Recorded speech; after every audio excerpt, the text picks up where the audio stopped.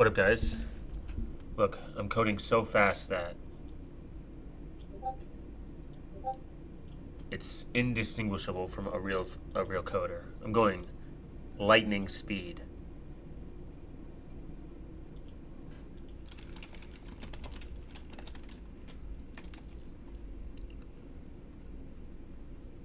I've learned typing at the fastest rate possible.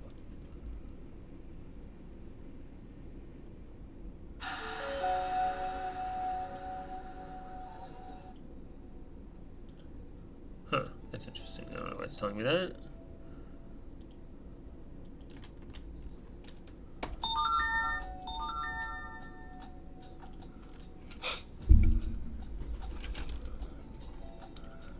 This shit was nasty. I really need to learn how to get a big bucket of water next to me. I love water, but only when I start streaming.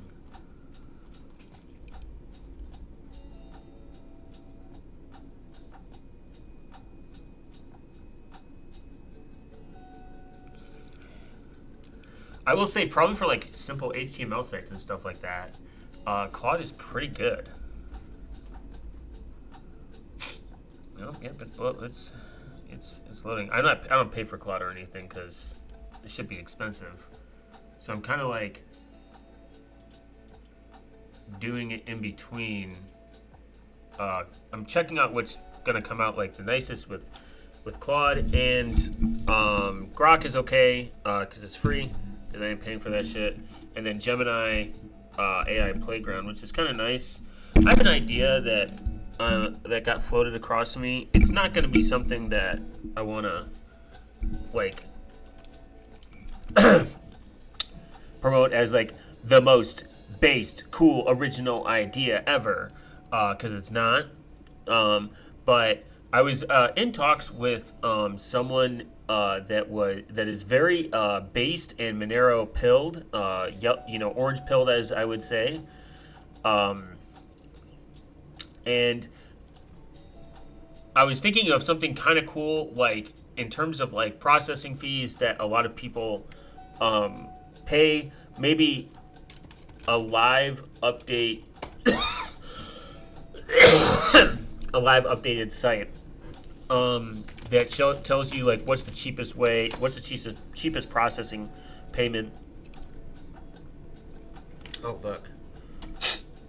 Processing payment that you can achieve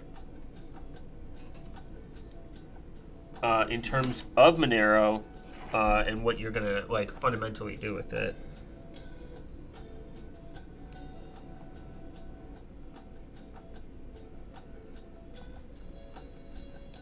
It might work. It might not.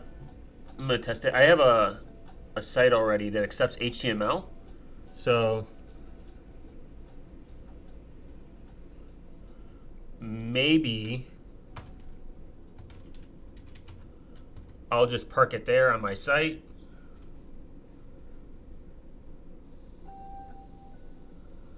Like, maybe this would be the cheapest option. Monero, like BTC Pay Server, Monero Direct. Visit Lightning Network, Now Payments, Globee, never heard of that, CoinGate, like just different like what are you losing with PayPal, etc.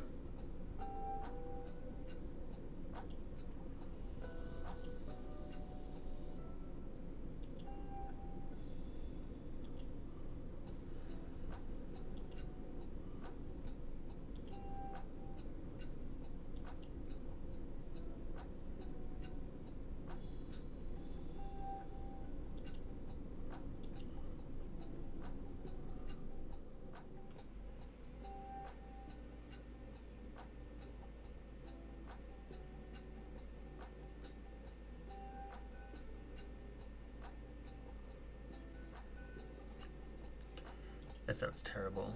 The AI that does everything. So maybe this is something that people will like, and then they can visit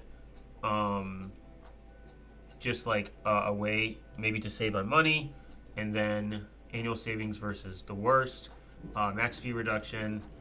Maybe it's something that people would like to get that are running a business where they fundamentally don't know if that like hosting your own, like your own self-hosted version with a service, or if using something like Monero directly or Lightning Network or Now Payments, et cetera, et cetera. I wanted to be kind of simple.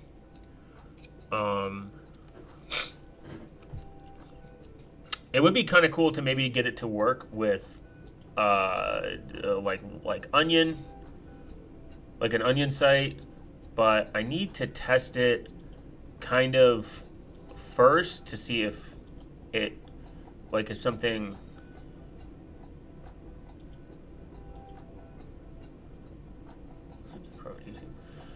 See if like it's a test like anything that would be universally accepted and based. So I'm gonna test on like a site that I have where I know I can drop like HTML, a single HTML file, and it might work. I'm trying to think if there's anything else. Pretty based, OpenNode, never heard of it.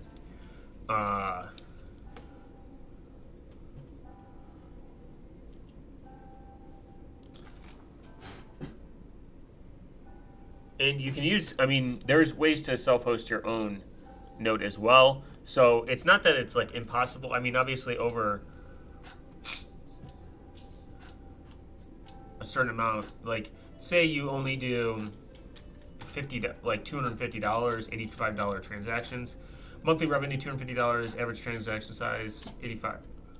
You can put this to 0. Just put that you do $250. Network fee, say like the average network fee for Monero.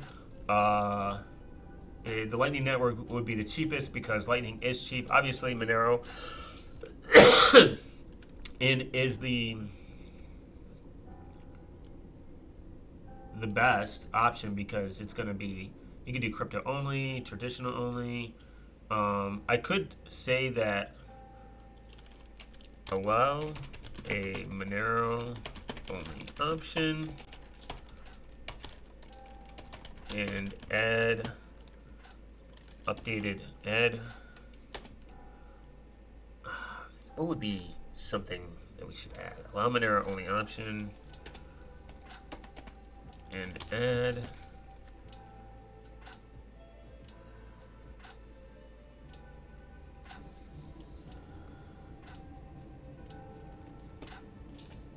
option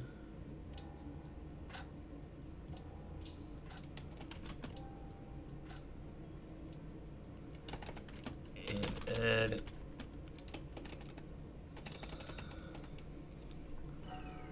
okay. I have only so many processes I can do before I'll get exhausted. It's quite interesting.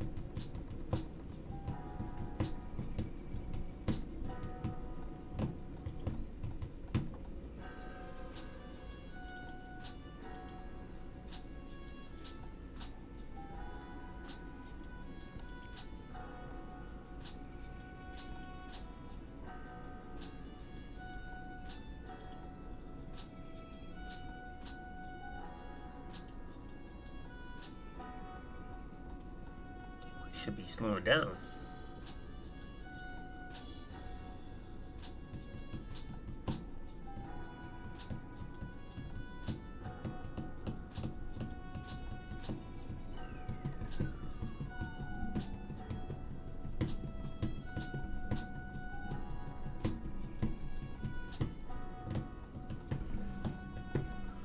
Done. Monero only tab, traditional Monero only. Okay, BTC Pay server, Monero Direct, Now Payments would be,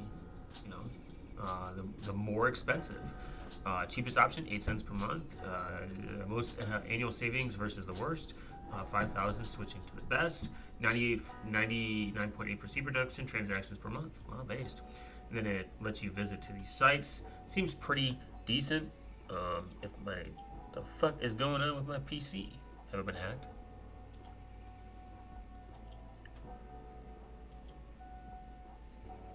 Ooh, nothing grinds my gears than something that's going slow.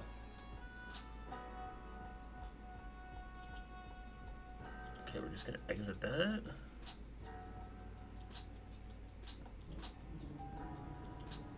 Go back here. There we go.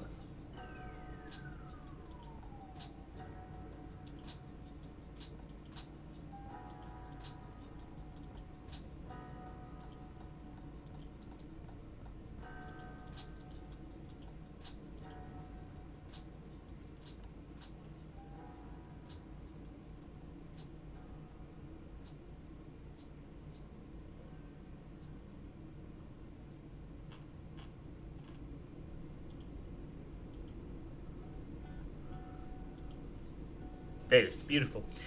So this looks very clean. I kind of like it. Besides the changing the logo is kind of ugly. It looks weird. Maybe I could figure out how to fix that in with some skill level. I have 0 when it comes to coding. Especially HTML. HTML put me to sleep. It's like writing, to be completely honest. Writing is very boring. Actually, writing's more enjoyable than way more enjoyable than actually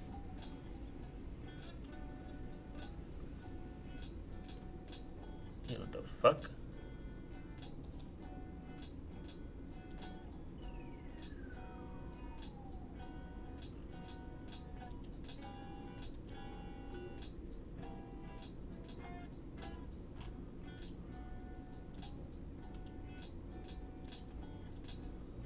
Is going on?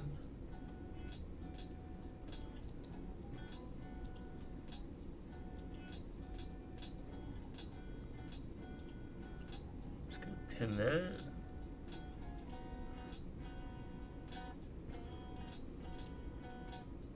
Yeah, this music be bumping. Alright.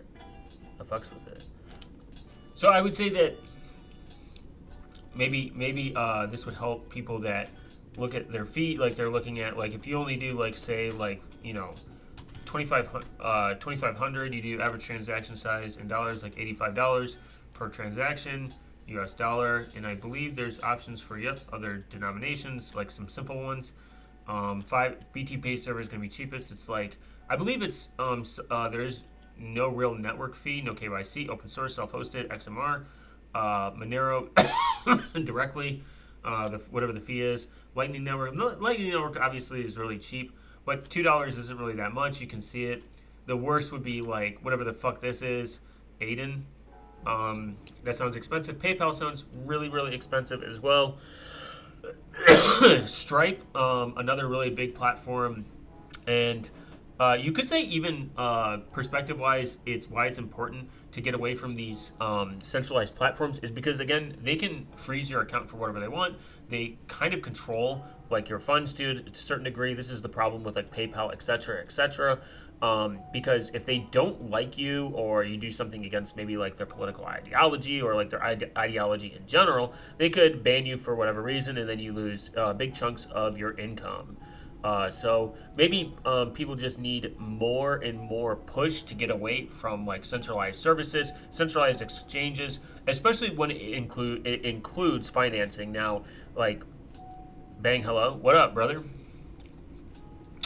Now, obviously, I do not have unlimited money with this kind of perspective, but Claude is pretty good for basic HTML, and I would say I gotta try discussing OpenWRT and OpenSense. Yeah, sure. I mean, OpenRT and OpenSense are cool. I just like I tried them. I just don't have a use for them. I use Unify. Unify's been really clean for me because it's a very simple user interface. That's not for everybody. I know some people like open source like Maxis are like, oh, why would you use like a closed source software? Well, it's locally hosted, single glass panel of all the information I need to see, and it's locally hosted. That's all I really care about at the end of it. If it's not open source, if I'm allowed to do local hosted, no license, and I control everything, that's fine. Is it ideal? No. Would it be cool if they were to open source their entire platform? Sure. But as long as I get local control, that's all that matters. There's no cloud. I don't use their cloud key or anything. I host everything on the local level. OpenSense is kind of, I mean, if I had to pick out of both of them, it would be pfSense versus OpenSense. And honestly, pfSense is better than both OpenWRT and OpenSense. But for travel-wise, OpenWRT is my preferred method because I have used it in a travel router where I've taken it with me and that ran OpenWRT as well.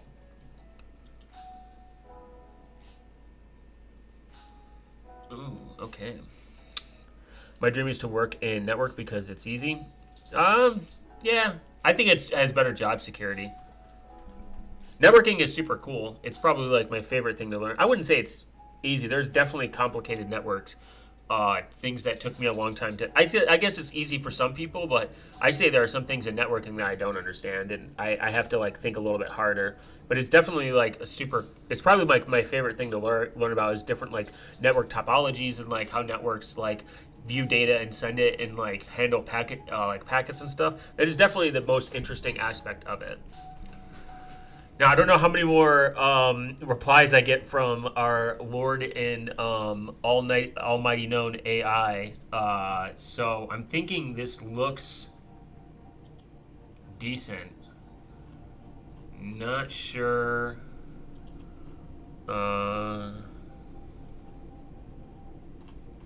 Just that logo right there. Every processor is the cost now. Okay, so let's make sure the link is good. We can kind of test it. BTP server looks good. Let's lightning.network. Is that the word? Yeah. Okay. Let's do now payments. .io. Hello, cat. I think their pricing is very 300 currencies, 5% service fee, 5 minutes dex times, 24 support. Crypto cuts the fees, not your profits. Deposits, fiat fee, processing fees, deposits, off-chain conventions, withdrawals and mass payouts, 0%. That's awesome. Network fees, they were, network fees are always. That's where anything to maintain network security. Learning ACL rules, learning how firewall rules actually work. Routing, like demilitarized zones on most consumer hardware isn't really good, but it does exist. It's just not as, but it's still cool. There is something called, if you want to really learn a lot, I think it's G3 NS net GNS3. You can actually run this in a virtual lab. You really want to understand networking and like network security. This and anything Cisco related. Cisco is really, really, really good. But learning how to do like proper routing and understand that you're not going to protect everything. You just got to protect the most critical components. Like security is like a sliding scale. If everything is locked down and super secure and like impossible to be functioning as a business, you're going to lose a lot of time and money.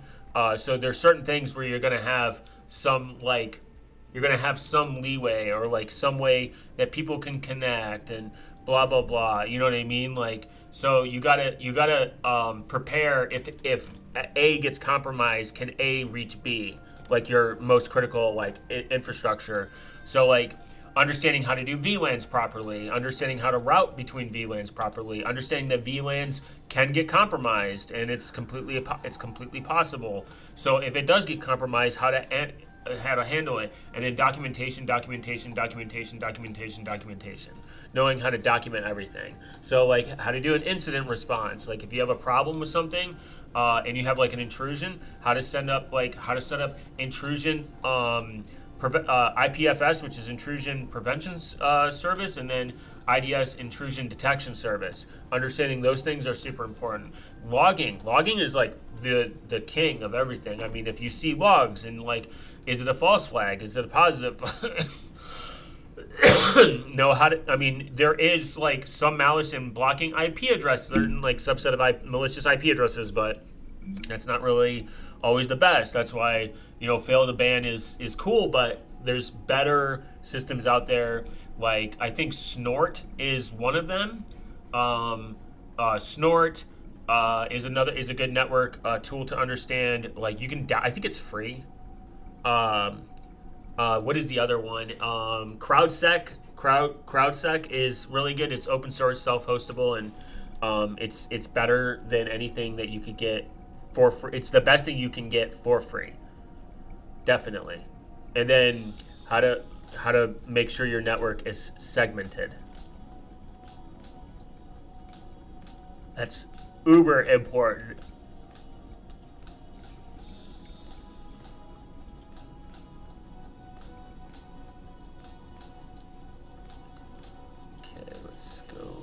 Here. I just wanted to share my thoughts. Mr. Bud Airy, the idiot from Ministry of Communications and Information.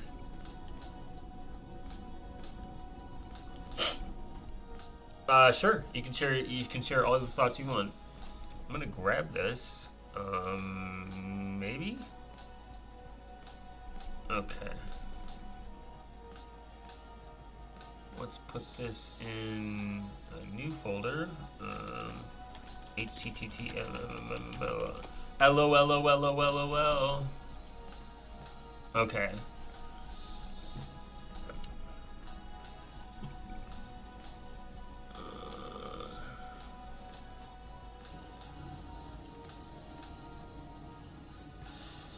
Okay, let's see what this one looks like.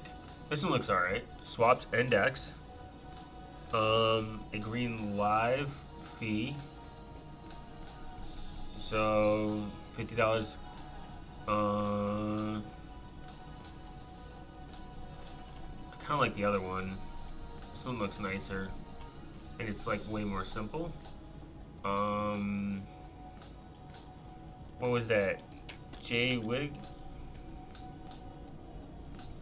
JS Fiddle. What a weird fucking name. Okay. Let's see if I can copy.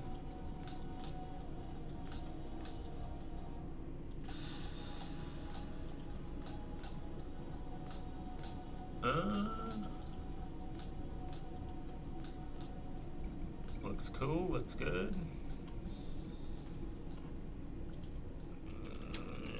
How to deploy this?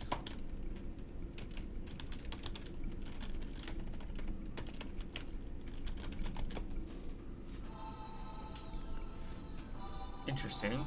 Go to netflix.com, export conveyor file into the page. You'll get a URL instantly. No account needed. To use custom domain, create a new. Ready for your account? GitHub. Okay. Easiest. Most aligned with Marrow ethos. Install IPFS desktop. Import your file. Copy the CDI hash. Your site is now decentralized network. Oh wow. Or pin it with a service like Fleek for a permanent URL. For most business, Netflix Drop is the fastest to start. Cloudflare Page is the best long-term free option. If privacy and decentralized, go with IPS Fleek. I wonder if I can post this on. I could.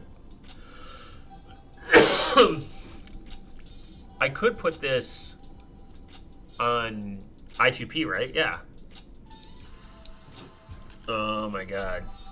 I want to tell a story about seeking security, but instead being avoided from commie info. I don't know what that is. You would have to explain that to me. Okay.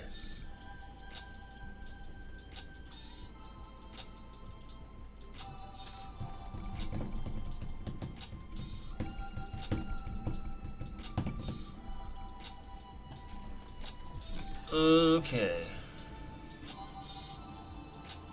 Install IPS Tech from IPS Tech.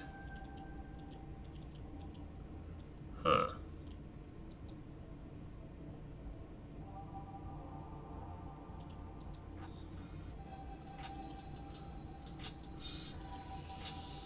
import your file. Copy the CI hash to your site is now on a decentralized network access.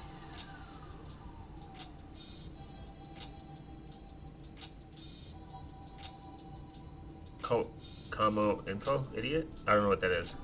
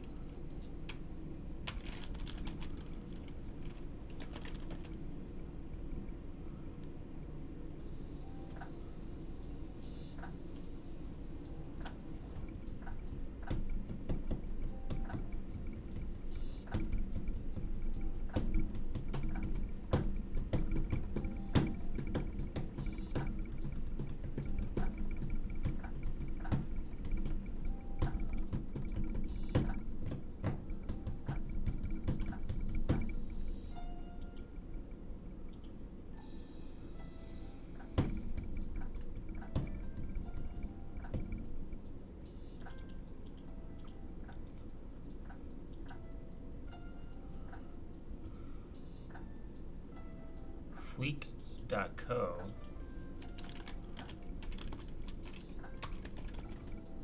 I'm learning.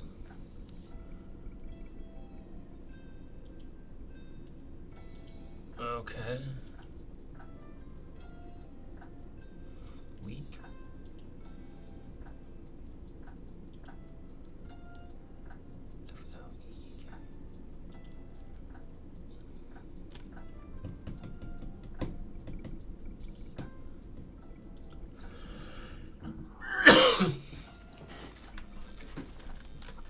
Let's see.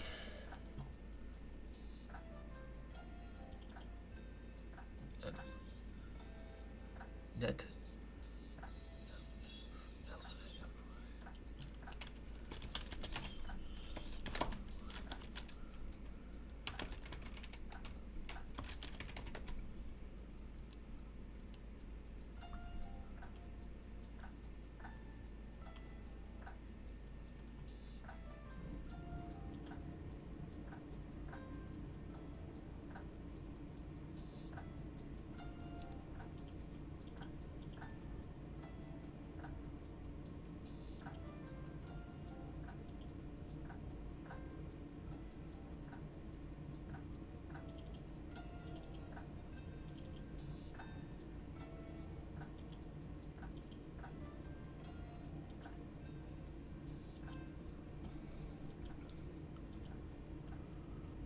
The fuck?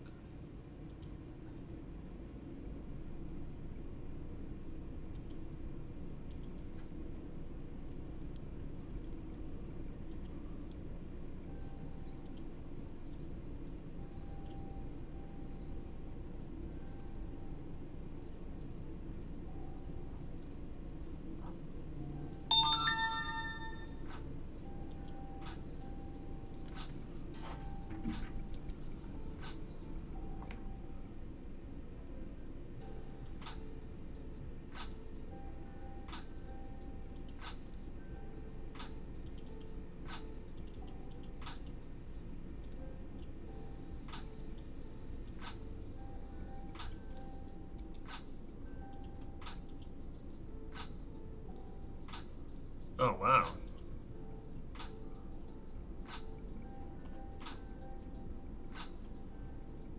Interesting.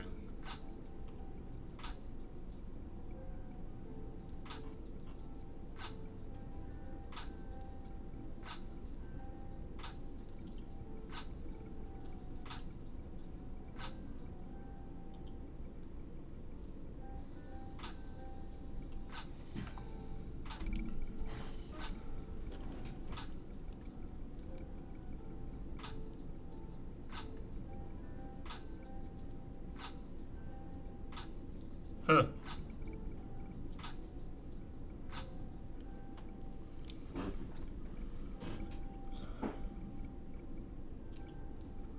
It takes me straight to Monero's website.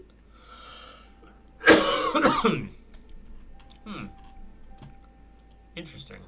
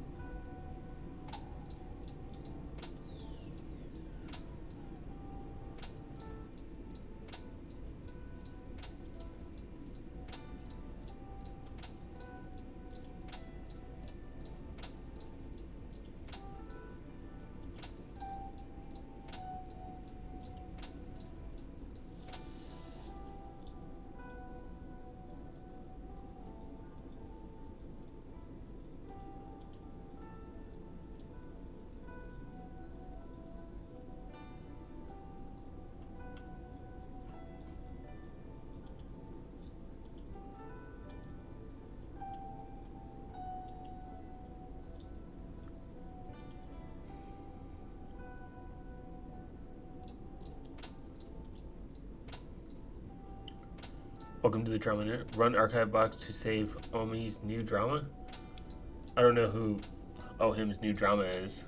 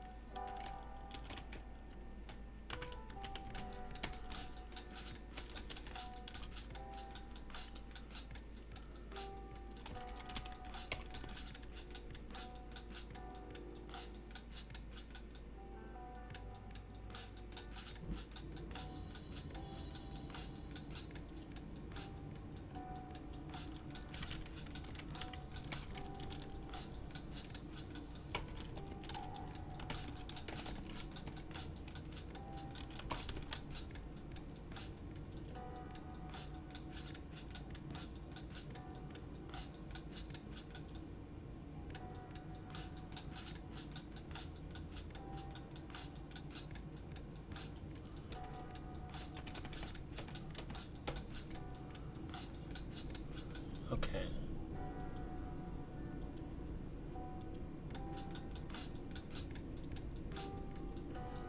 If Mr. Buddy Airy is replaced by Mr. Ono, our data will definitely be safe.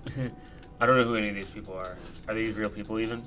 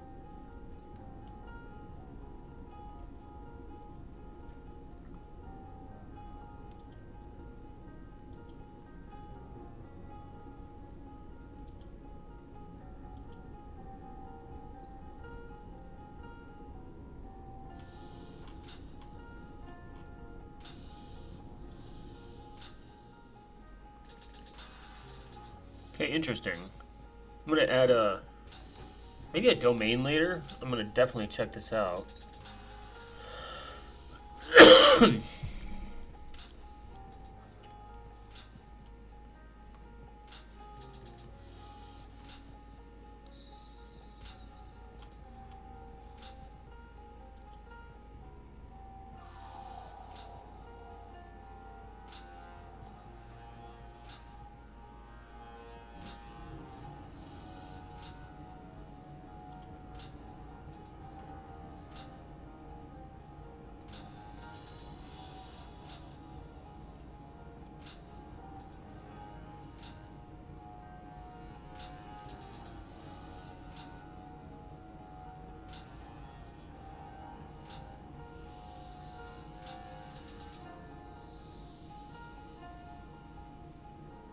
Huh, interesting. Alright, cool.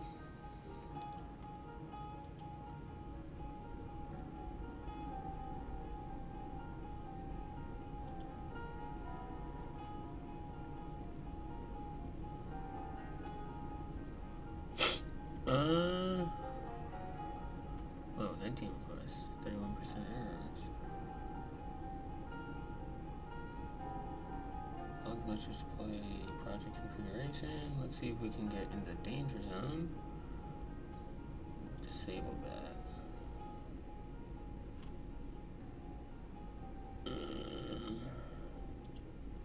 Delete.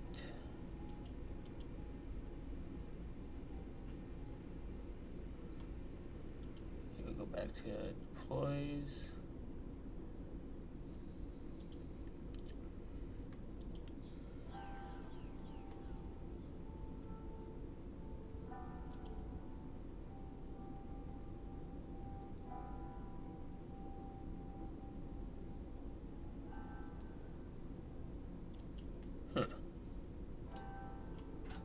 Published.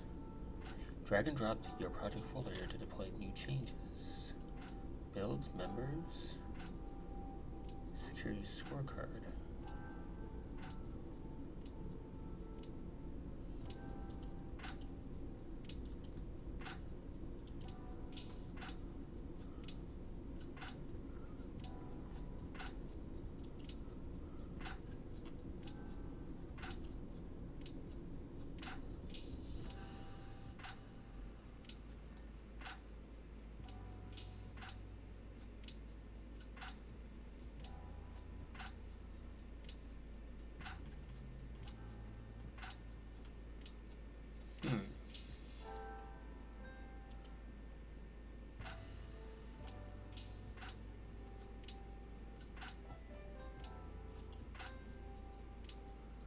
Wonder if it will. No, it won't.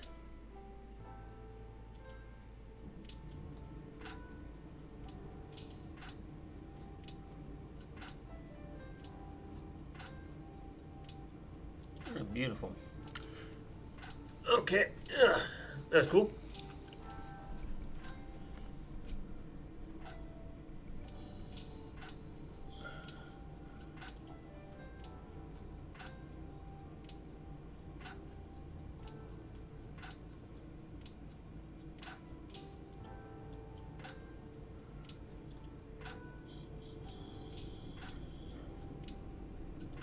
Alright, I'm going to go drink some water. Because water good.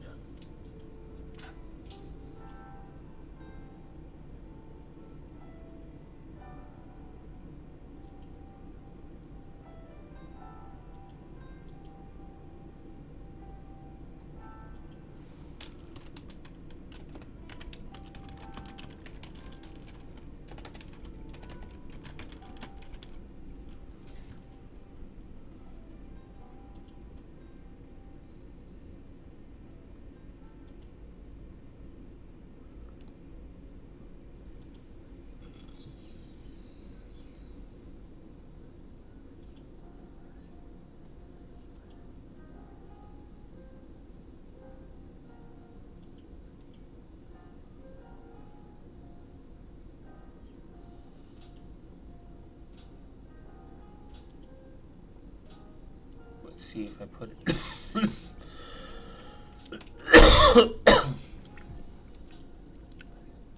Okay.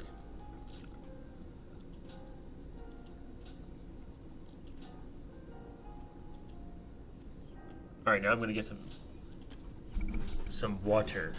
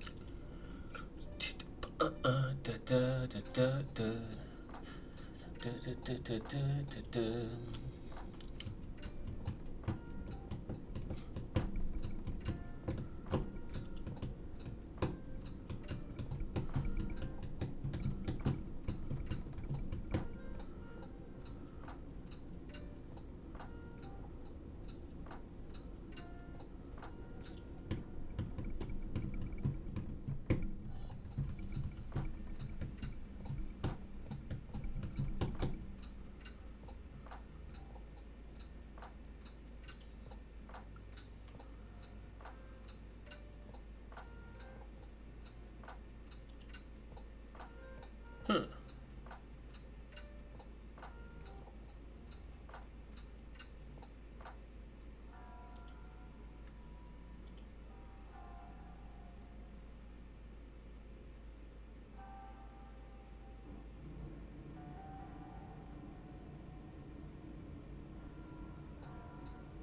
Maybe no.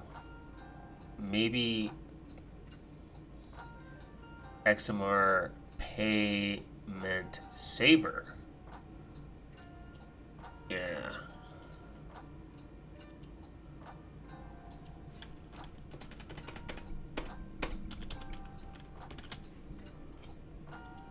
Yeah. Sounds much cooler.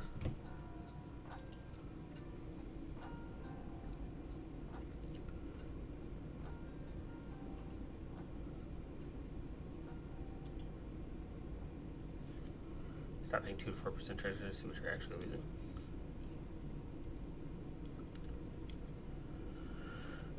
Cheapest, non custodial, no KYC, PDFs, open up.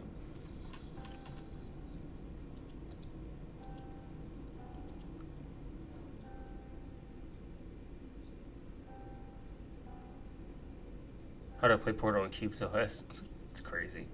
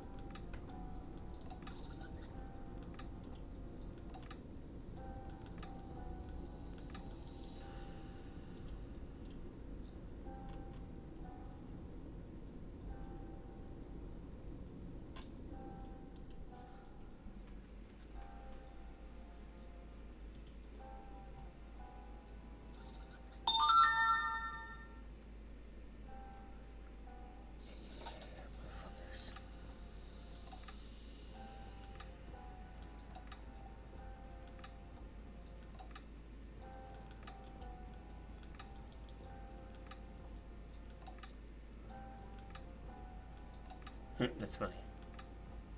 Coding roguelike in C++.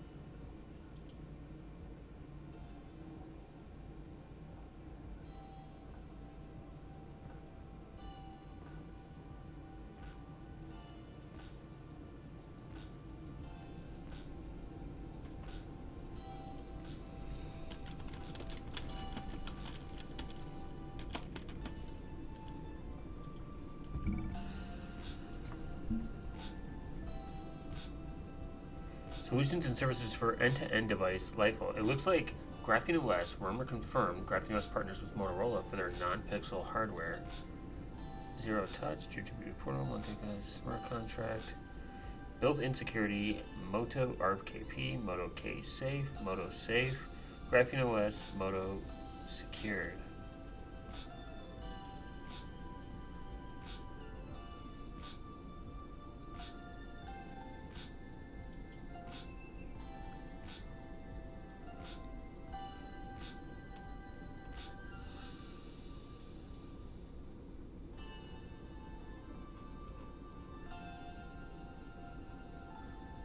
Huh. Wow, breaking news. Interesting. Wow, did nobody chat or like the stream while I was not watching? True. There's like 2 YouTube streams going on, and I'm the first one to like both. Thanks. Where is the shareholder value? BlackRock needs to collect your data. Well, IPFS says that they're gonna do it. So apparently, leak confirms that Graphene OS and Motorola partnership for non-pixel devices. Now, I think I read it got pushed back into. It got pushed back to 2027, which, if this is true, that would be kind of based.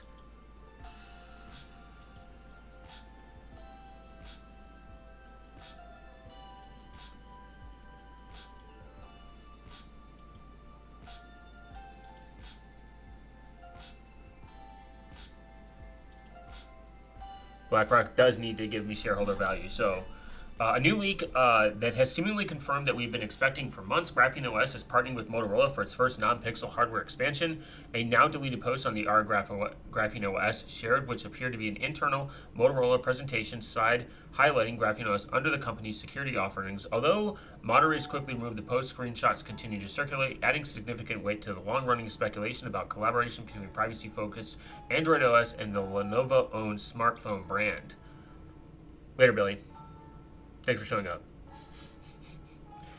Solutions and services for end-to-end device lifecycle management. I mean, that would be cool, but for months, Graphene OS has publicly denied rumors of Motorola partnership, even as it teased plans to expand beyond the long-standing Pixel exclusivity. However, the hints have been increasingly difficult to ignore. Back in October 2025, which we reported that Graphene OS was preparing to end its Pixel-only strategy and partner with the new OEM. I don't think it's actually. They said they were going to end its. Oh. So the thing is, Graphene OS actually has stated this before that that they don't pick the Pixel devices because it's the best option. It's the only option that they are given, because other hardware manufacturers and vendors don't follow the baseline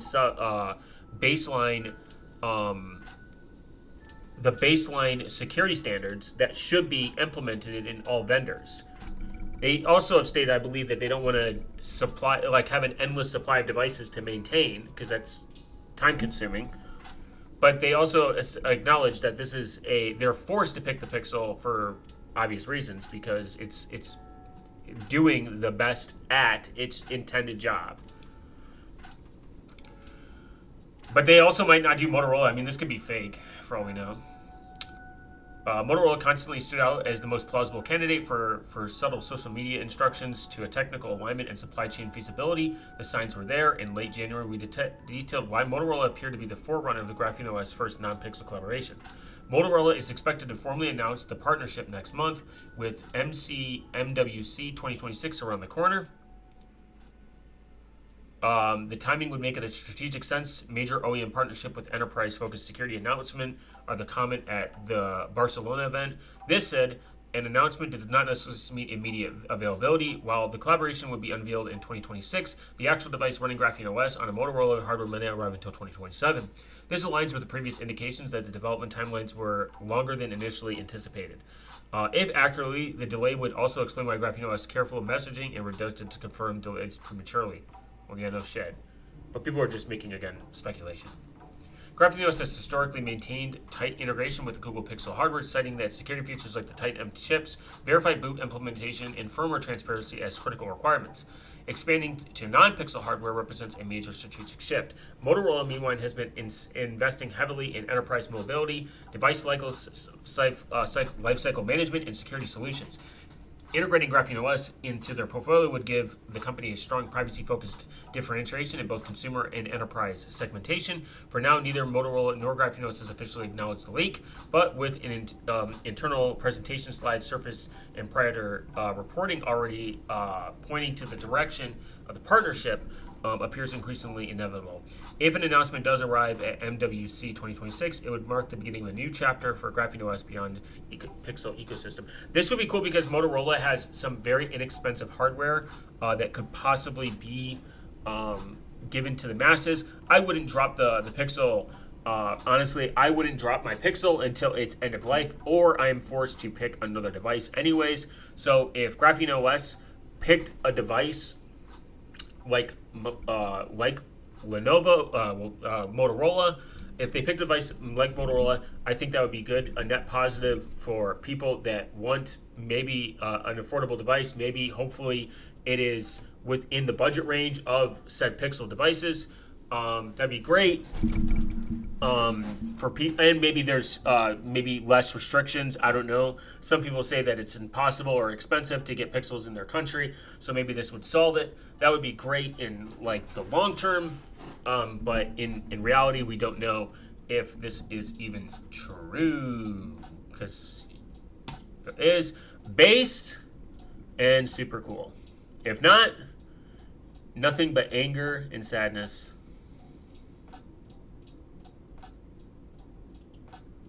And uncool.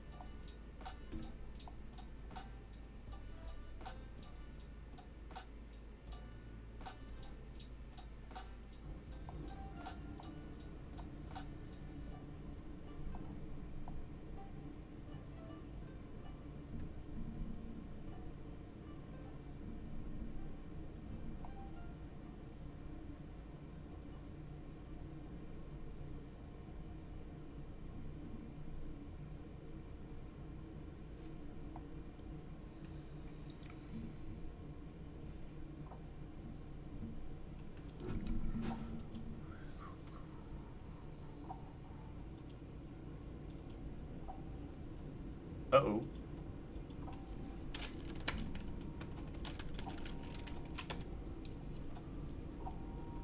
Oopsies on that one.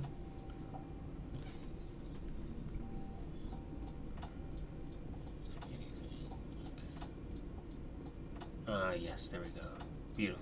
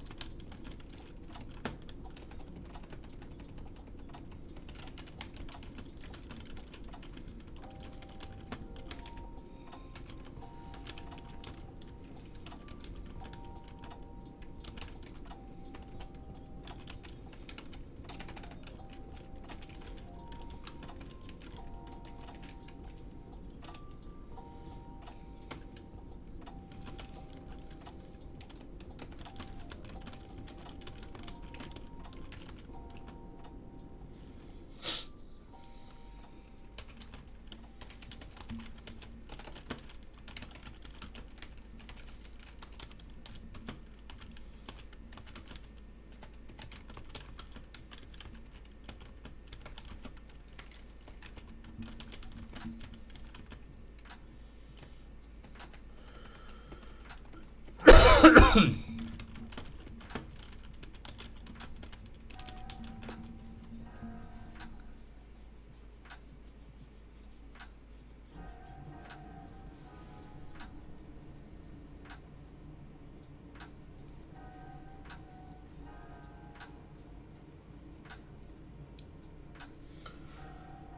we go. Beautiful. Okay. Back to operational security mistakes.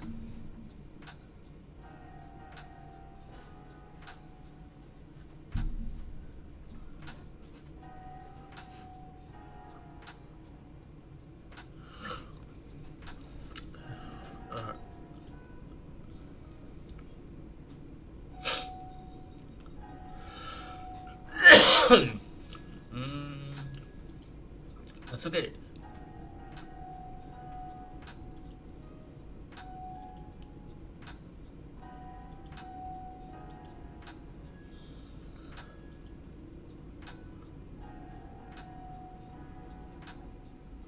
Let's look at consequences of bad OPSEC. This is always a fun one.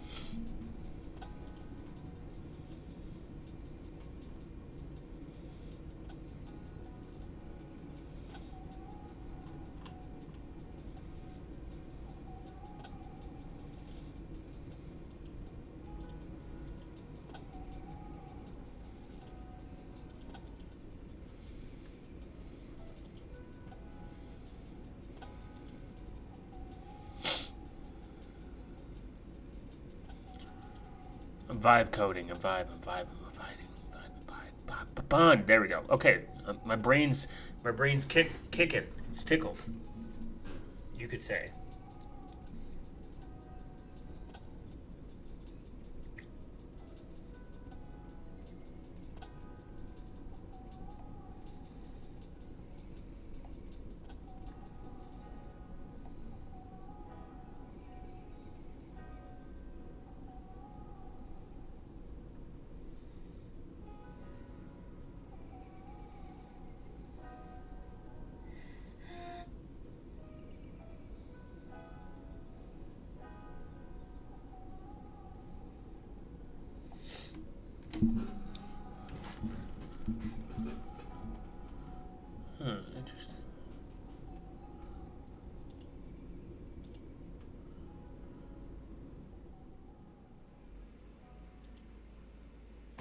maybe this will work out. Okay.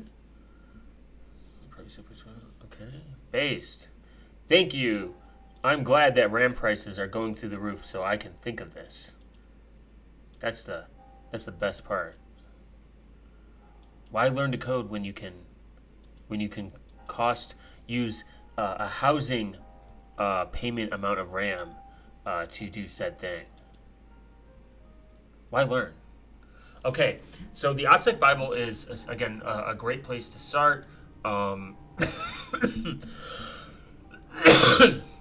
Pretty much being forced into being an informant. If you fuck up, you might be forced to becoming an informant and cooperate with the adversary to avoid larger sentences.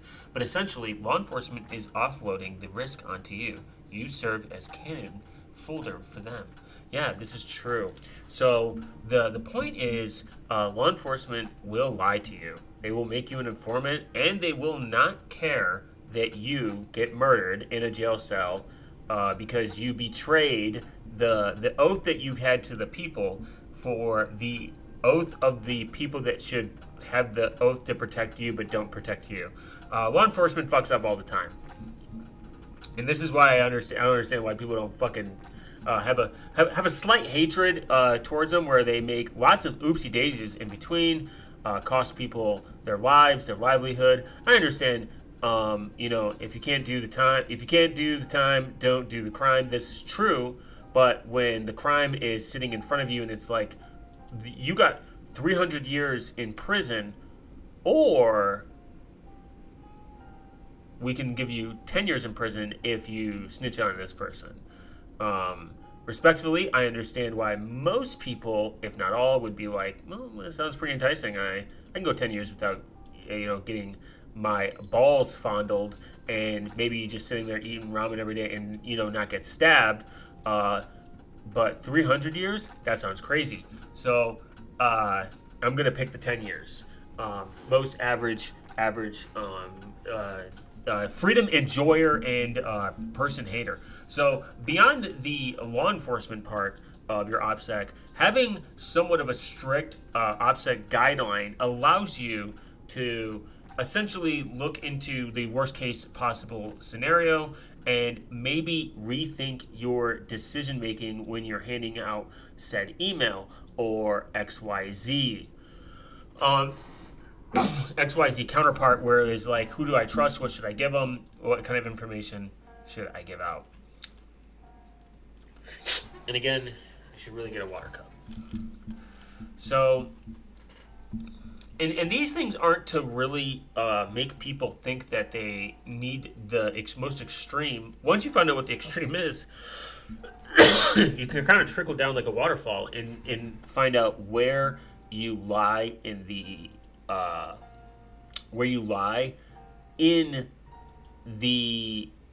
threat model, and what your threat model is, and how to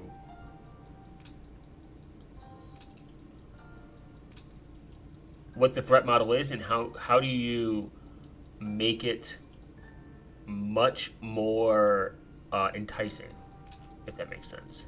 How do you make it more based, as I would say? And like, you're like, well, I'm at this point in life, and now I'm going to be more private about this versus this versus this.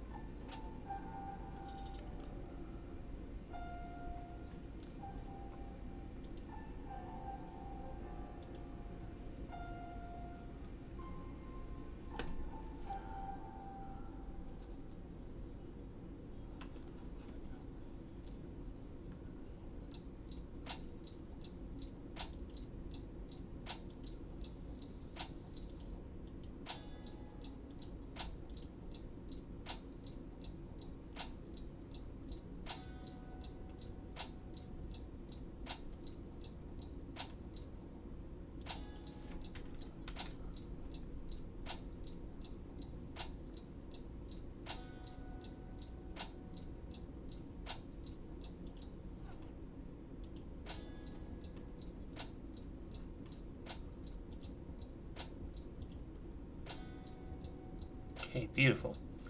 What's going on? What's up, Jay? Vibe coding, man. You know, late into the night. And just talking about Friday night. No one's on. Yeah, of course.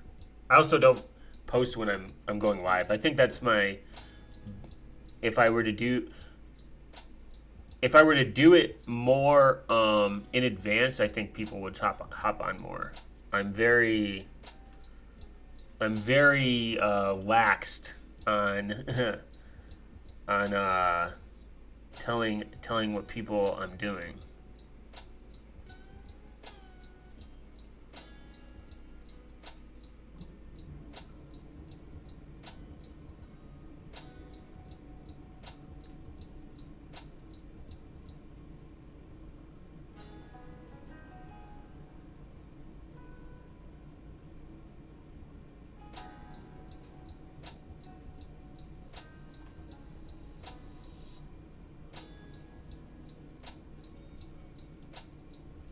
Let's see.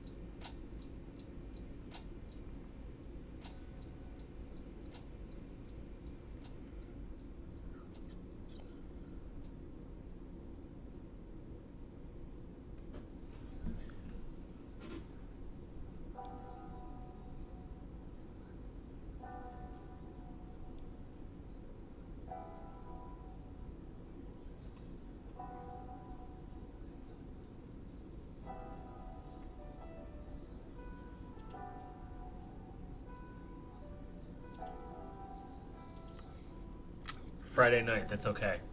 We're going to be talking about how you could become accidentally a federal agent in an investigation if you have bad OPSEC and if you commit crimes. Whether it's one user or 50 people watching internet services or group services in their community's copy pasta. I do tea. I appreciate everyone that joins.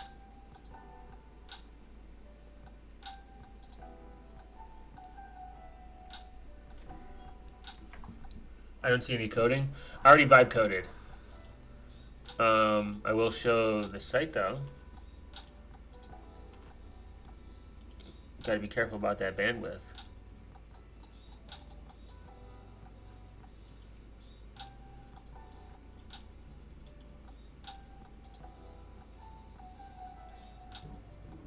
I did something very simple.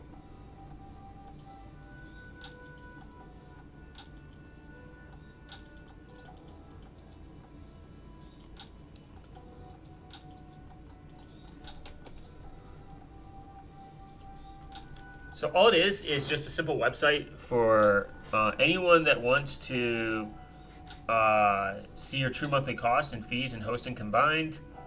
Like, say you have a monthly revenue. I love that there's 2 streams on YouTube. That makes me super locked in. And I think I fucked up somewhere, so I have to fix that later. Say your monthly revenue is $500 and your average transaction size in dollars is, say, like $10. Your current display is going to be US dollar. The network fee, let's say it's 8 cents at the highest cost. You're using no hosting. You're just trying to get the average cost, and it reads both chats. Wow, based. You're using no hosting. You're just using like a like Change Now or something. BT Pay server would be the cheapest option. Now, if you obviously, if this is being managed for you for free, but say that doesn't really, it's not really there. Say someone is doing like a cost, like say it's 15 a month, like Lenovo. BTC Pay server is always going to be the cheapest because they don't really charge any fees, 0% platform fees. And then say the network fee of Monero is that 15 cents, you're spending $15.80. But say you're using something like Now Payments, where they do a 5% transaction fee plus $15 hosting, that's $17.50 that you would be paying every single month. Lightning Network would be another cheap option. You could do Monero crypto only, Monero only, and then traditional. Some of these traditionals cost a lot of money. $147 for Aiden. I don't know what the fuck that is. PayPal is super expensive, plus their 3% fees and their 50-cent tax and $15 hosting fee. Say you have to host. You're not obviously hosting on there because these are hosted for you. We'll have to wait before I can buy a Pixel. Why is that? Is it because of the money?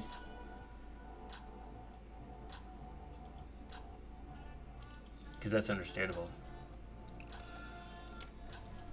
If you were here 5 minutes ago, Motorola might be the one. So you can have a cheap Motorola and a secure Graphene OS, even though it's still speculation.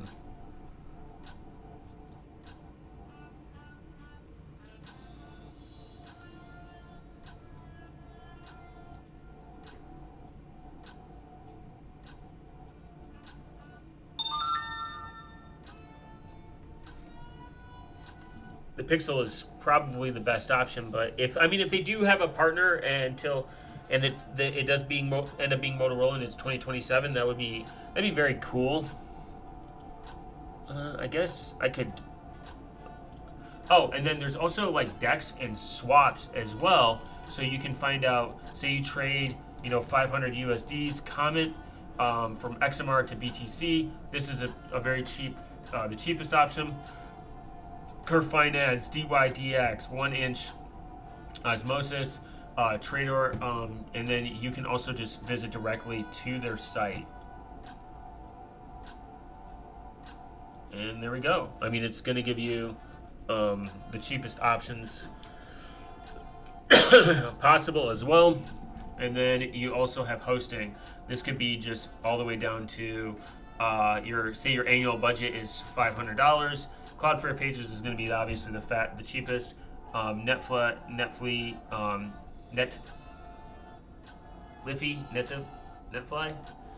Google Cloud Run, free. Then your Vulture Cloud, $250 a month. 1984, privacy suspecting. Iceland accepts Monero. It just gives you a lot of different options on what it offers and what you can expect to get out of it.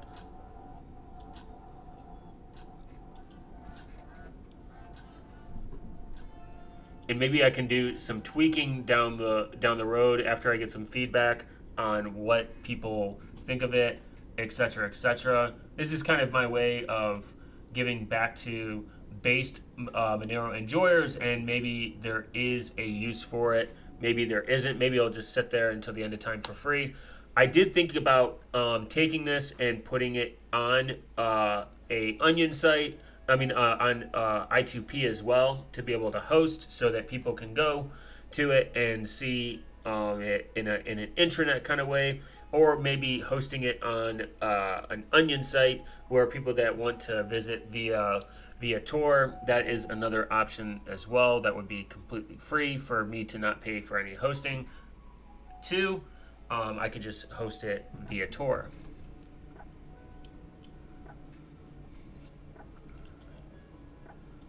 Or I might find a way to put it on my blog, but it seems like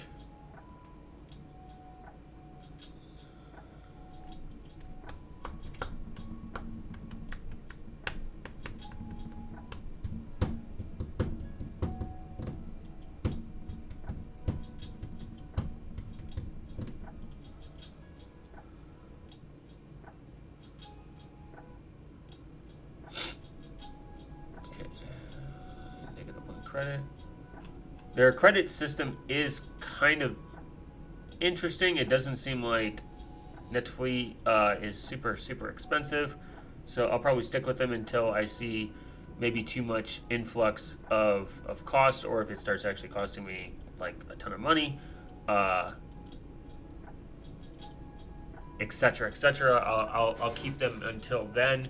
I thought about putting them on the Interplanetary File System as well, but I think that's a little too obscure for people to find. But maybe I will mirror it once I have kind of like a simple, solid product, and I can just take it and blast it on IPFS so other people can see it. But it'll have your DEX, your swaps, and your hosting. Crypto only, Monero only, traditional only. Same thing with hosting. Privacy first, accepts XMR. Free tier, Cloud VPS, and then DEX, XMR swaps, even DEX, aggregators, atomic swaps. Kind of like all your simple options. And it's a static HTML file as well. So it's very simple. Try to make it very based and secure. And I need to get some water.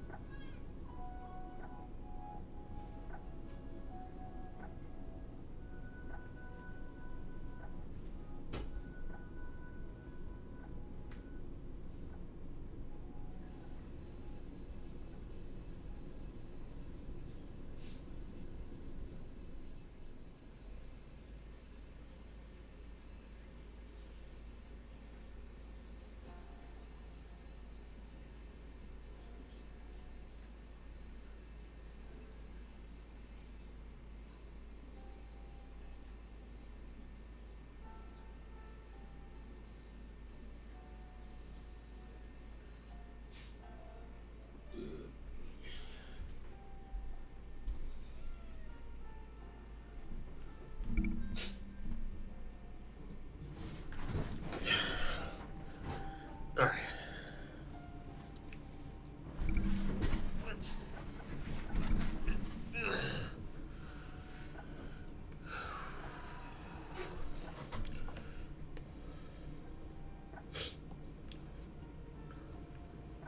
And I'd be trying to I would be interested in see what people would like as well.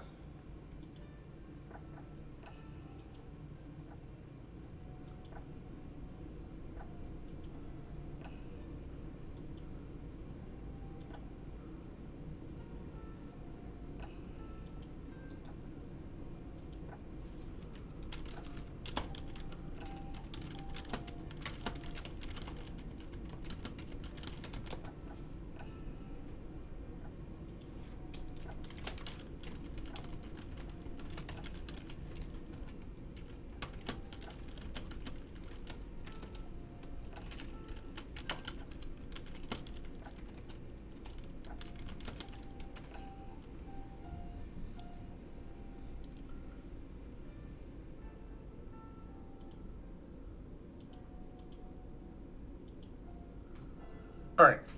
Being forced into becoming an informant. Today we'll explore how poor OPSEC can lead to becoming an informant for the police and what are the consequences it can be. As you're probably already aware, bad OPSEC can land you in prison and impact your life in numerous ways. But before that you can even reach that point, there are many steps along the way, such as police interviews, trials, where you might be considered doing things you've never intended to do. Let's dive into what it means to be an informant and what that really entails. What is an informant? If you look for the definition of informant available online, we get something like an informant is the context of police work, a person who provides information about criminal activities in law enforcement, often in exchange for leniency or other benefits. These informants can be crucial investigations, particularly in cases involving drugs or organized crime. As you can see, informants are useful tools for the police services to reduce the amount of work needed to close cases. That's exactly why they rely so heavily on informants, and they'll even go to great lengths to get them. This can mean lying, using violence, or even forcing people to cooperate in order to make jobs easier. Police are particularly skilled at bending or outright breaking the law, and they won't hesitate to do so if you help them achieve their goals. And this is pretty obvious too. Tons of law enforcement lie, and it's not really illegal. I mean, I don't think it's even illegal for them to get a confession out of you. I think there's been plenty of cases where policemen have lied and nothing happens to them.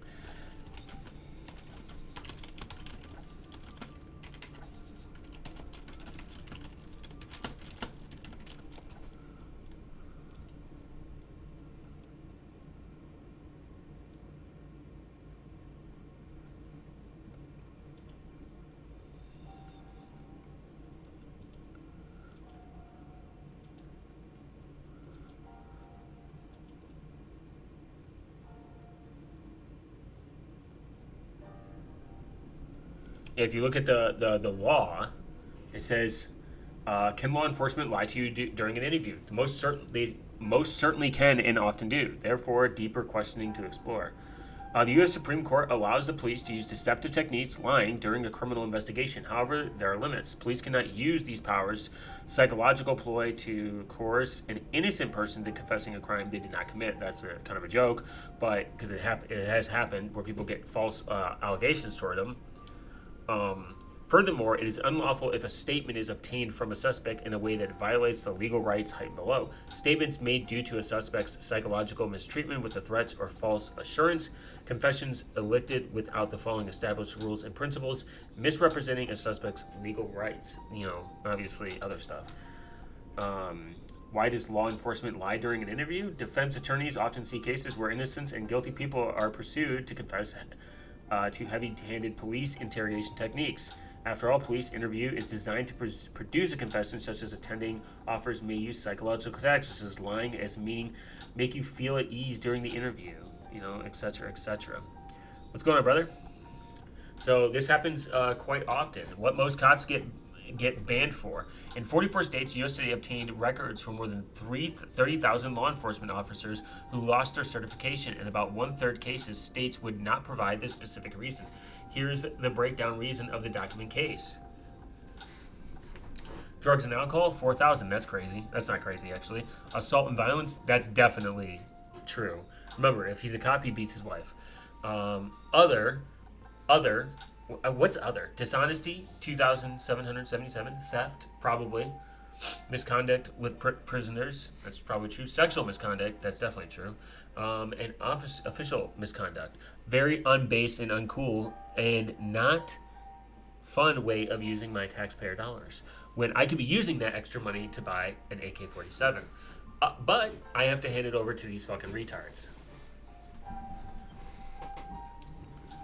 that sit there and make sometimes upwards of $100,000+ a year, by the way, only to fuck around and never find out. Only to fuck around and get paid leave and then move to a different precinct where they make more money and fuck around more, and the cycle continues. But what does informant mean of other facing legal issues? To them, an informant is an enemy. If you're involved in illegal activities, you know someone is in, and you know someone who's an informant, you'll have to deal with it. Informants are often labeled as rats, people who snitch to the police. They're generally seen as untrustworthy, and in reality, informants are snitching, which is why they can't be trusted. So basically, informants are criminals that are hated by other criminals and by the law enforcement, technically. They just love them because they get to do their dirty work for them. That doesn't mean they enjoy them.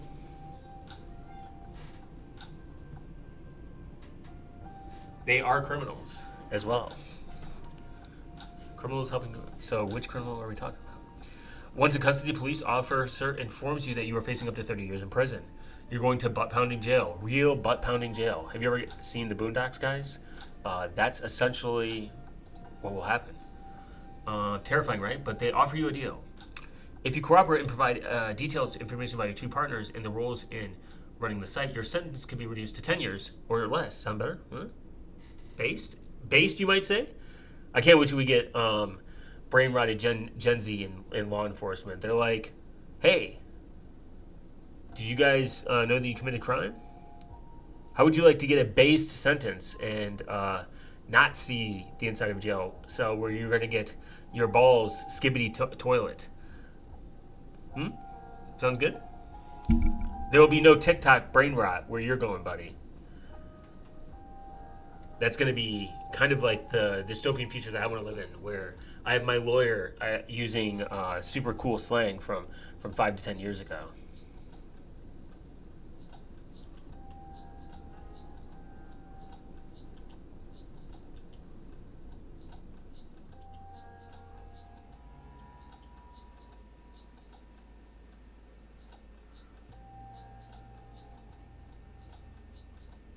Yo, chess.com makes $100 million in revenue? That's crazy. Did not know that.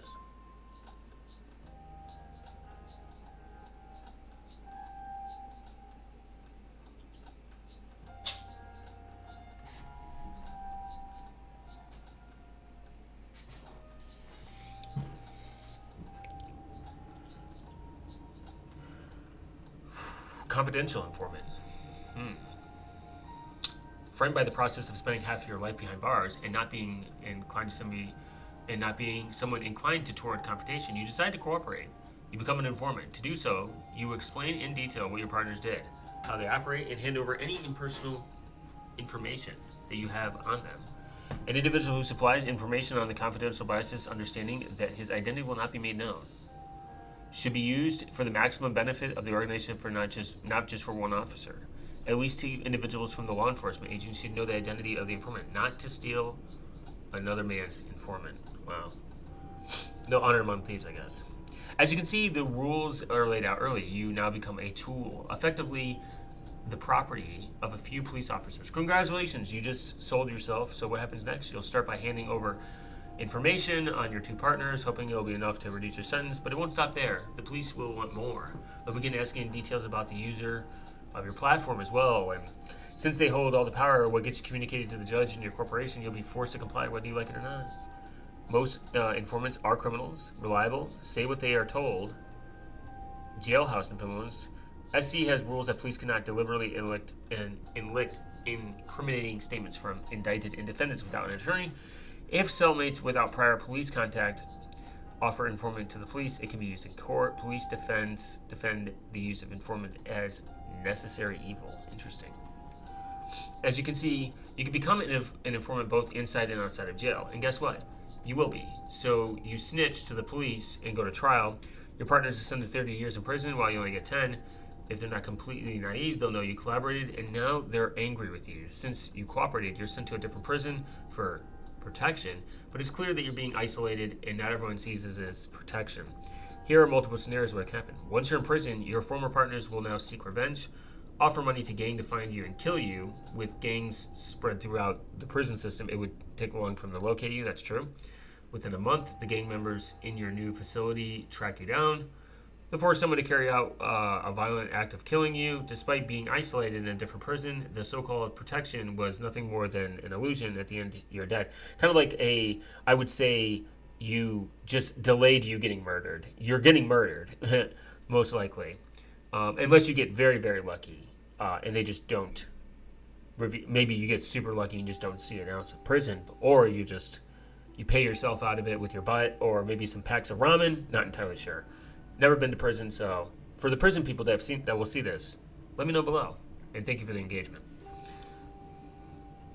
The rise in deaths from drug and alcohol intoxication since 2001 has dramatically outpaced the rise in deaths from any other cause. Once in prison, you're placed in solitary confinement under the guise of protection. Yes, it keeps you safe from gangs that may be looking to kill you, but it also condemns you to 10 years of pure legal torture. Your body and mind becomes your worst enemy. If you're strong enough, you will risk the urge to end it all, but you'll never leave the same person that you walked out. Your mind is now the prison. The isolation will change you, and you will just survive. Yeah, my general view of solitary confinement is that it should be just not even allowed. It's quite cruel and unusual in most cases. I've heard horror stories of solitary confinement. It's generally non-productive at all. Just take the worst of the worst and just put them in prison and let them rot there forever. And then the super worst, we all know what you're talking. You know what I'm saying. The unchangeable worst. Just do what nature intended. Have a large rock fall on their head, or whatever. Let nature take care of it. Actually, maybe throw them into the ocean and let them fight the jellyfish or something. You decide. It's very, the kind of people I'm talking about. Those people. The people that unanimously people don't like. So, if you refuse, they'll threaten you with more or you to a less secure facility, potentially on where your former partners are housed. And even though the so-called protection is just an illusion, the fear of violence around you is enough to force you to cooperate. You'll comply because the environment is scary, and you're worried that you're going to get stabbed in your balls until you bleed out and die. Percentage of substance prisoners sentenced under federal jurisdiction in the United States by the state level.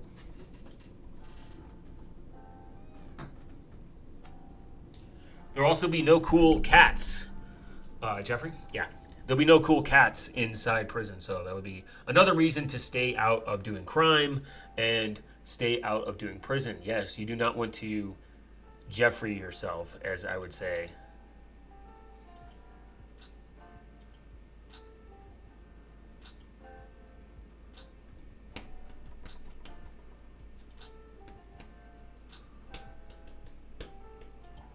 Let's see. Okay.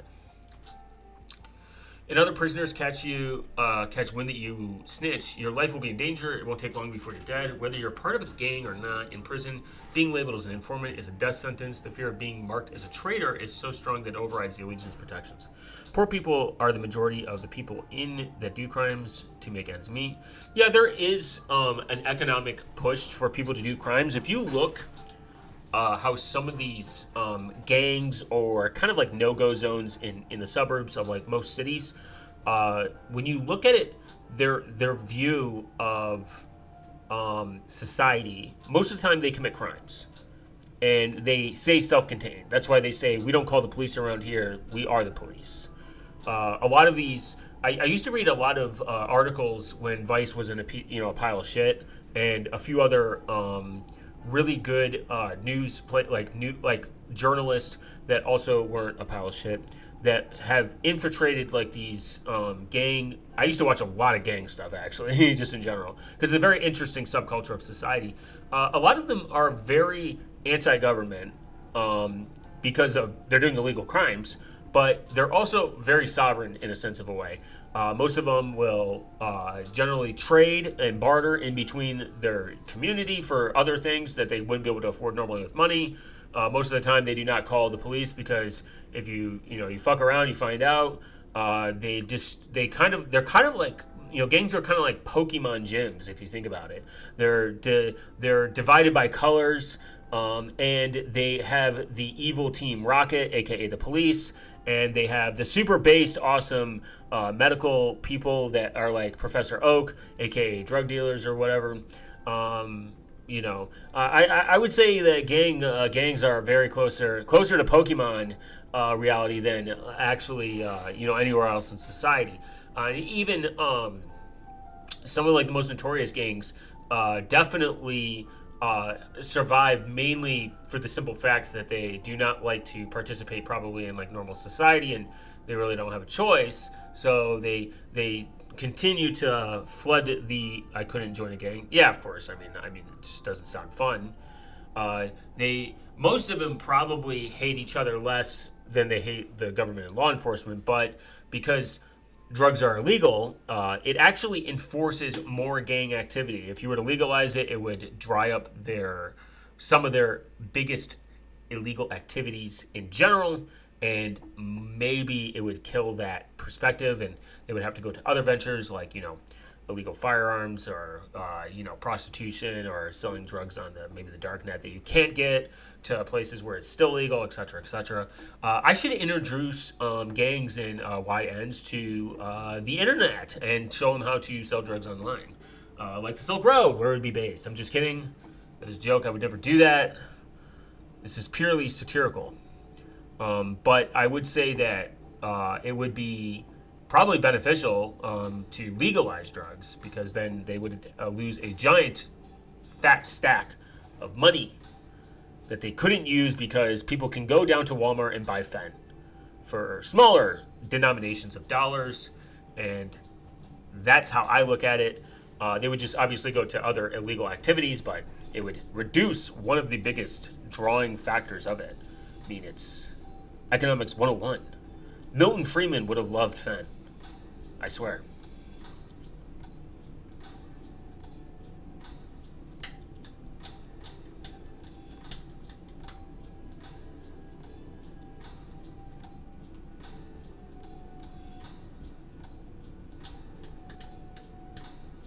New coin just dropped.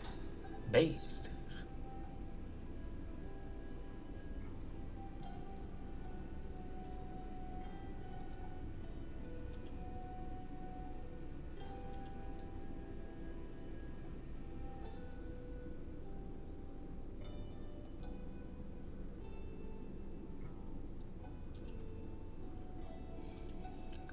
That's why I say the internet is the funnest place to learn stuff. I couldn't join it, but law enforcement lose funding. Oh no! I wasn't chatting because I was locked in on Cube Open based Tetris and got a new high score of. This is virgin mentality. Base though. This is I don't have a wife mentality. We are going to solve homelessness $24 billion later and nothing has been done. Yeah, I mean, I know. I mean, a lot of things would solve homeless problems, but well, first, building more housing. I think the U.S. hasn't built enough housing. I think that's universally been one of the most accepted things. We haven't built more affordable housing. I think that would be step one.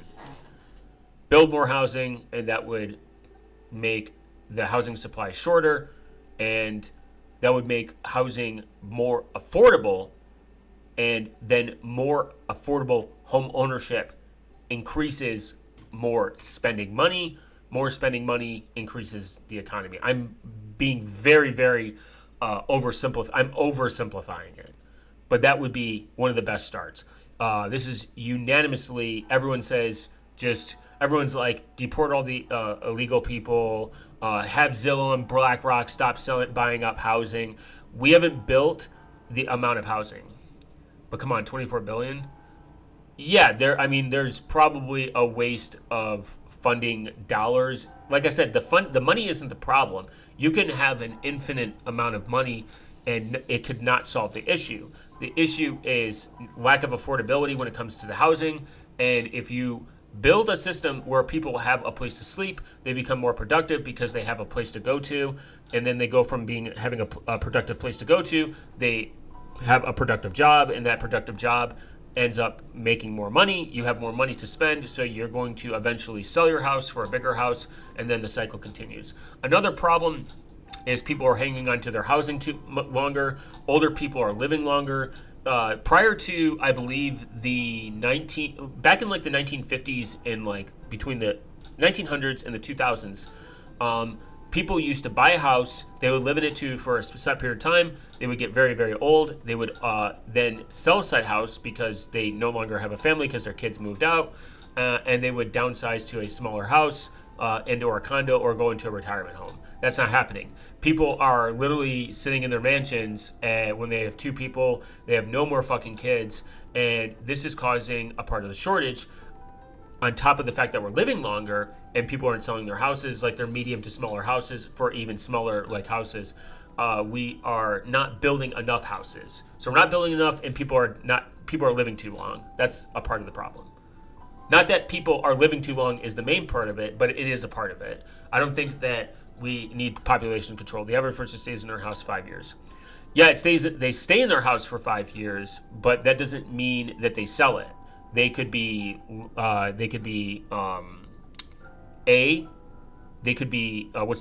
renting it out and sitting on it, and it's causing a vacancy issue because the rent is too high.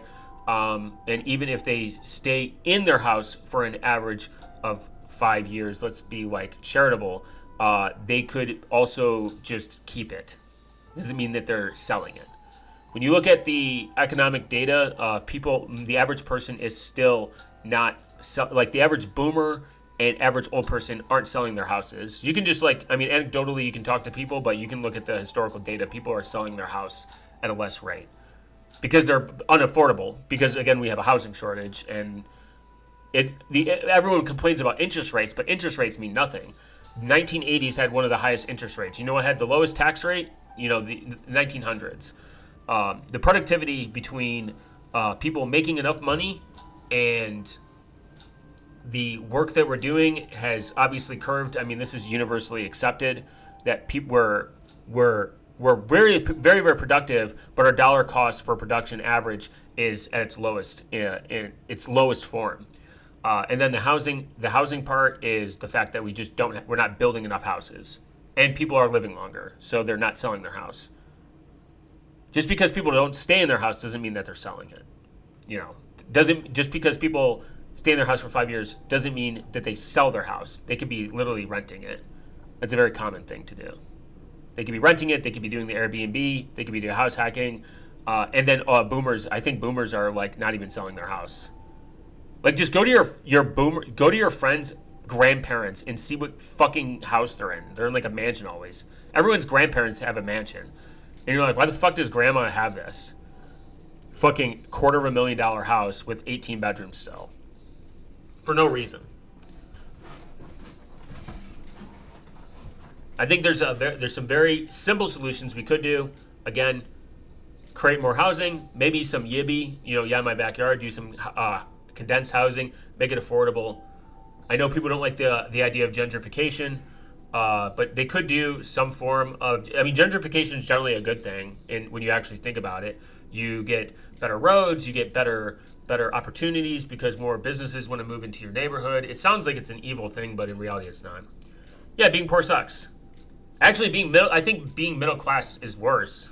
It's where you make too much money, so you can't take advantage of any like state programs, and you don't make enough that you can get out of it. You're kind of like in the worst, like middle ground. Like when you make too much for any state service, and you don't make just enough to get out of a really big pickle. I think being quote unquote, I know people say the middle class doesn't exist anymore, but it definitely does. It's very thin. I just realized it's Friday night. Woohoo! Depressing. Yeah, it does suck. I mean, not having money sucks. I disagree with the premise that more money, more problems, or money doesn't make people happy. That's just retarded.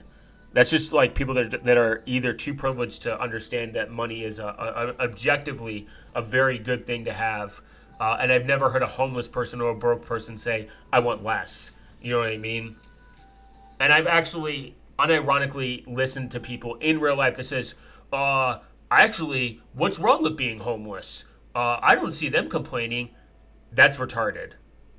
Like, it's dumb to think that, like, people living it doesn't matter what your state is. Being homeless sucks. Not having a place to shower and shit and eat is not a fun life to live. And then the white people that are, and like, very crazy, stupid Nepo babies that are like sitting in a $80,000 like Sprinter van that are like, I'm van lifing. I'm van lifing. They're just doing expensive homeless because they just got out of college, and they're like, instead of me doing a down payment on a house, I'm gonna build $100,000 moving house. Got my CDL and I live in a truck.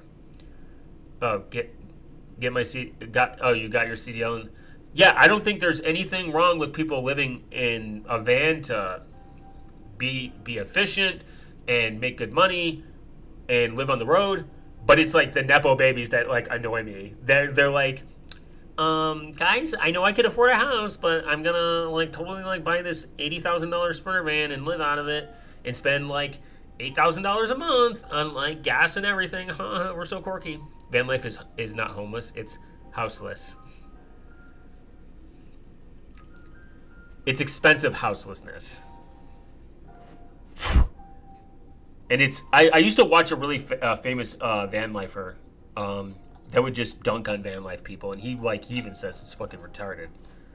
He was really funny, and then he said something really fucked up and he got canceled. But beyond that point, he made a very extreme point that a lot of these people are just Nepo babies with money. That buy like they're like do the Sprinter van, or like you break down their expenses and they're fucking insane. Not Bob is a van lifer. I love Not Bob. Are you talking about RV Bob? RV Bob is different. RV Bob has been doing it since like the 90s, and that motherfucker will stay in like a Toyota Sienta or something like shit. He'll stay in like a fucking like the craziest like small camper thing, and he stays on like campgrounds like a normal person. RV Bob is hilarious. He's been on YouTube forever. He probably at this point has enough money for fucking like 8 houses. I mean, the guy's been like van lifing forever. I think who was it? What's his name? Switch to Linux. That guy. Not Bob from I2P. That's probably the same. It's probably the same person. Switch to Linux. Switch to Linux lived in a van or something like that. I don't know if he still does, but I can't watch him anymore. He's too schizophrenic for me. Switch to Linux is like the Lunduke of, but like major, like super Christian, and he likes. I think he hates snaps or something like. I can't remember what made me go like. I'm like I can't watch this guy anymore. But it was really funny. Then there was, what was it? Desolator Magic. I used to watch.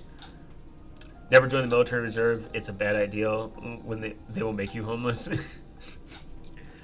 Yeah, because they'll pump you full of untested CIA drugs, and then you go schizophrenic, and you're like, my girlfriend's not real, guys. Don't forget the one domestic violence case that you get once a year.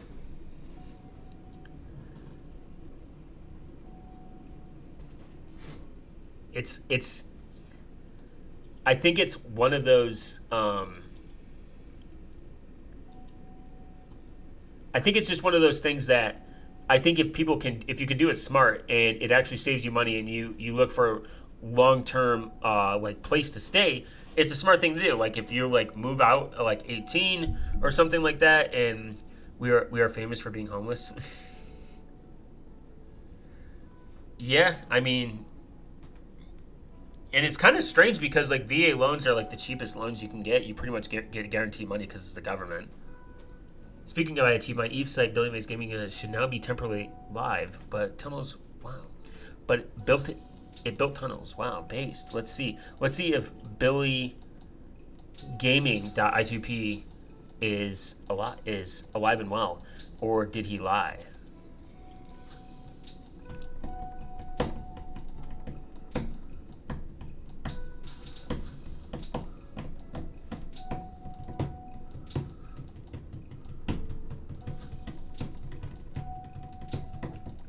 It is kind of interesting that vets are like notoriously homeless.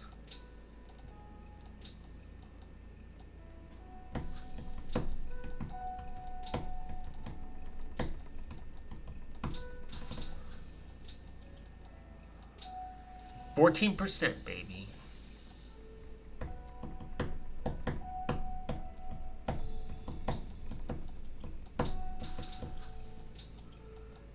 Let's see if your sites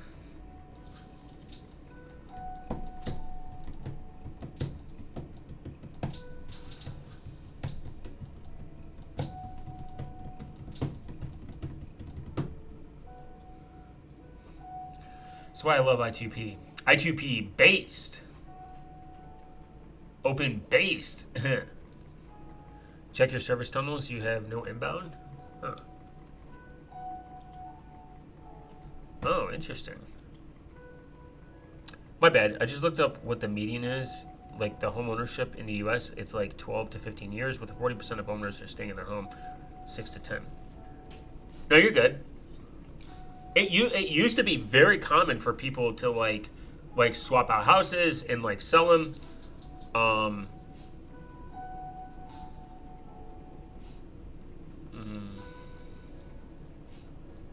It's like 12 to 15. The smart, so surprisingly, back up. I'm going to back up for a second. Surprisingly, you should move up in houses every like 2 to 3 years because of how the tax system works with home ownership. There's ways you can write off a lot of the gate where you don't have to pay a lot of taxes when you sell a house. So if you bought a house at $100,000 and in 2 years your house is worth $200,000, and after all the fees and everything, let's say you pocketed $40K, you in your new house is like $140K. Let's say you pocket $140K after everything. Say it doubles, triples, or whatever. What works for me is when I have no inbound is restarting the service tunnel. Say you have a house that you bought for $100,000. Say in a year it clears $100 to $250,000. In a couple years, now it's worth $250K. Let's just do a hypothetical. And then after you pay back your loan, your fees and everything, you're left with $150,000. And then you just cash out your next house, and you keep doing that until you accumulate so much more money and equity, et cetera, et cetera, et cetera, et cetera. You eventually can just keep upscaling your house until the end of time. But people aren't really doing that anymore, especially like the older people. Like when you go and like look at it, they're staying in their house longer. Like people are keeping their houses at the same size. If I could leave America to own a home, I would. I thought. I mean, I'm pretty sure VA loans are the best. They're just very strict. They're very very strict. What works for me when I have no inbound is restarting the service tunnels in the. Oh, interesting. I had no problem with. Yeah, not Bob is still working. That's the crazy part.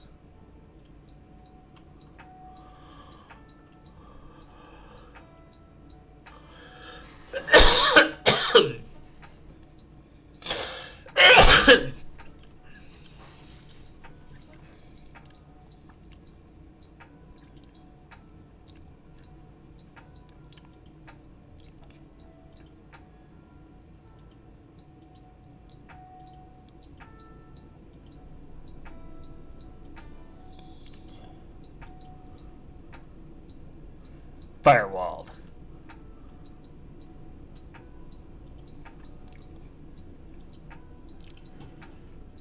I mean, there's probably cheap housing in like other countries where it's like very obtainable to get housing.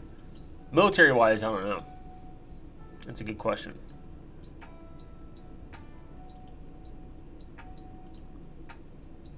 I thought a VA loan would be the best if you are ex-military.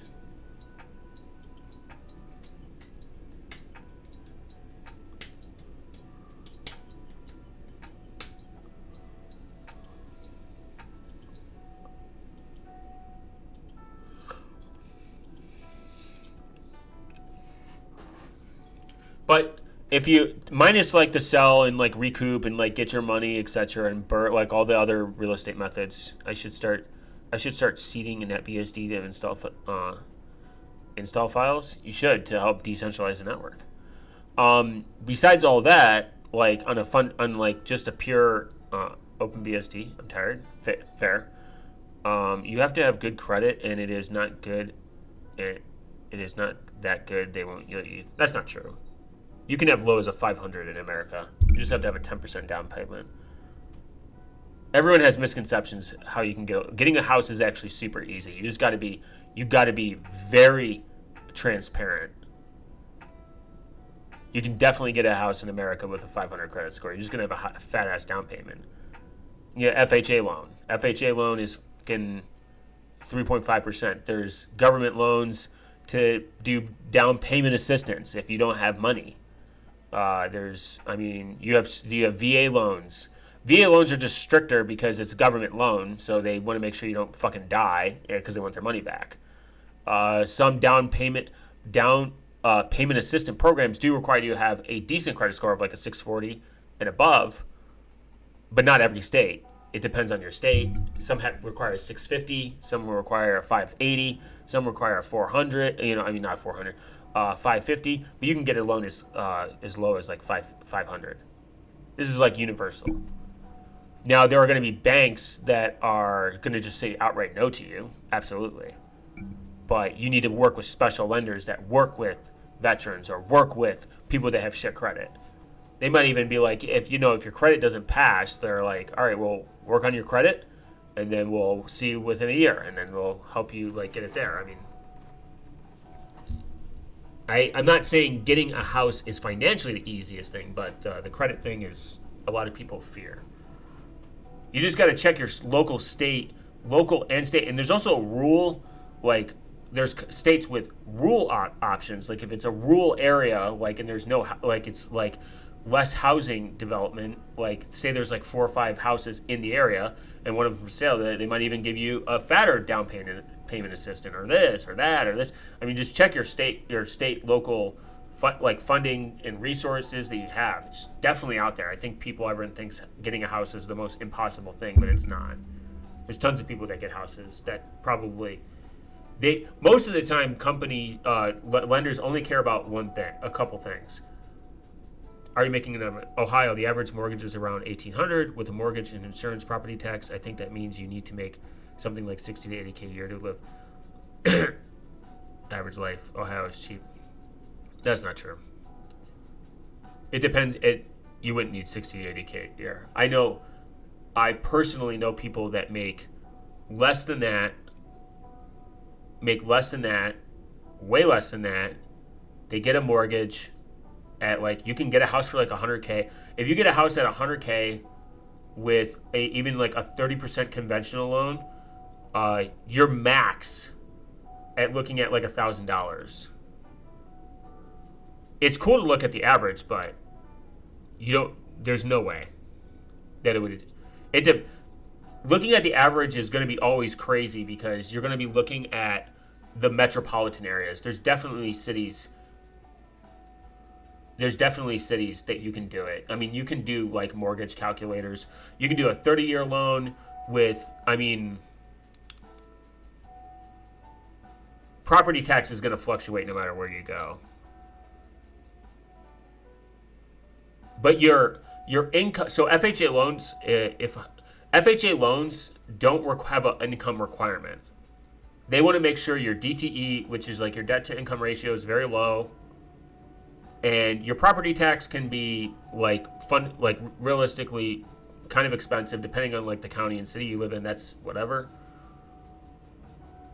But I've seen mortgages way below that. I know people with very expensive houses that have mortgages not even close to $1,800. It just depends on the length of the loan and like a million other factors. I just say plug your state in, see what county is the cheapest. What can you get away with a 30-year FHA, et cetera, et cetera, et cetera, et cetera, et cetera. Even 1,800 would be crazy. Very, very. It would suck.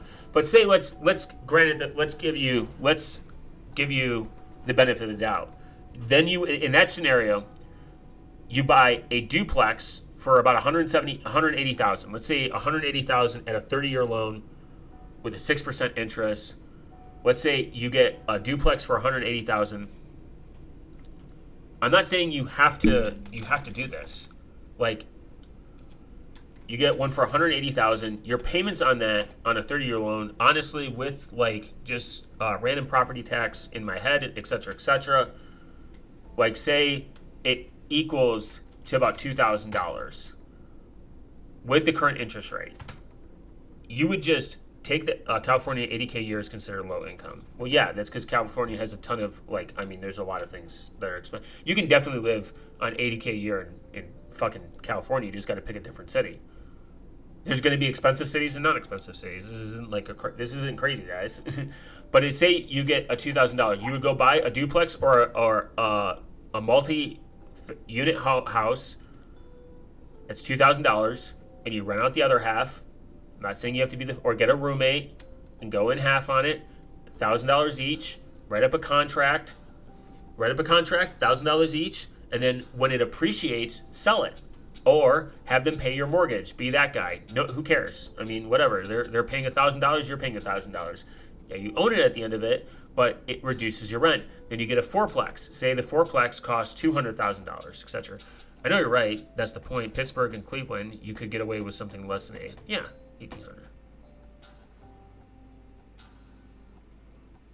I don't think you need 60, 80K though, like to live average life. I know people that make less. I mean, they're okay.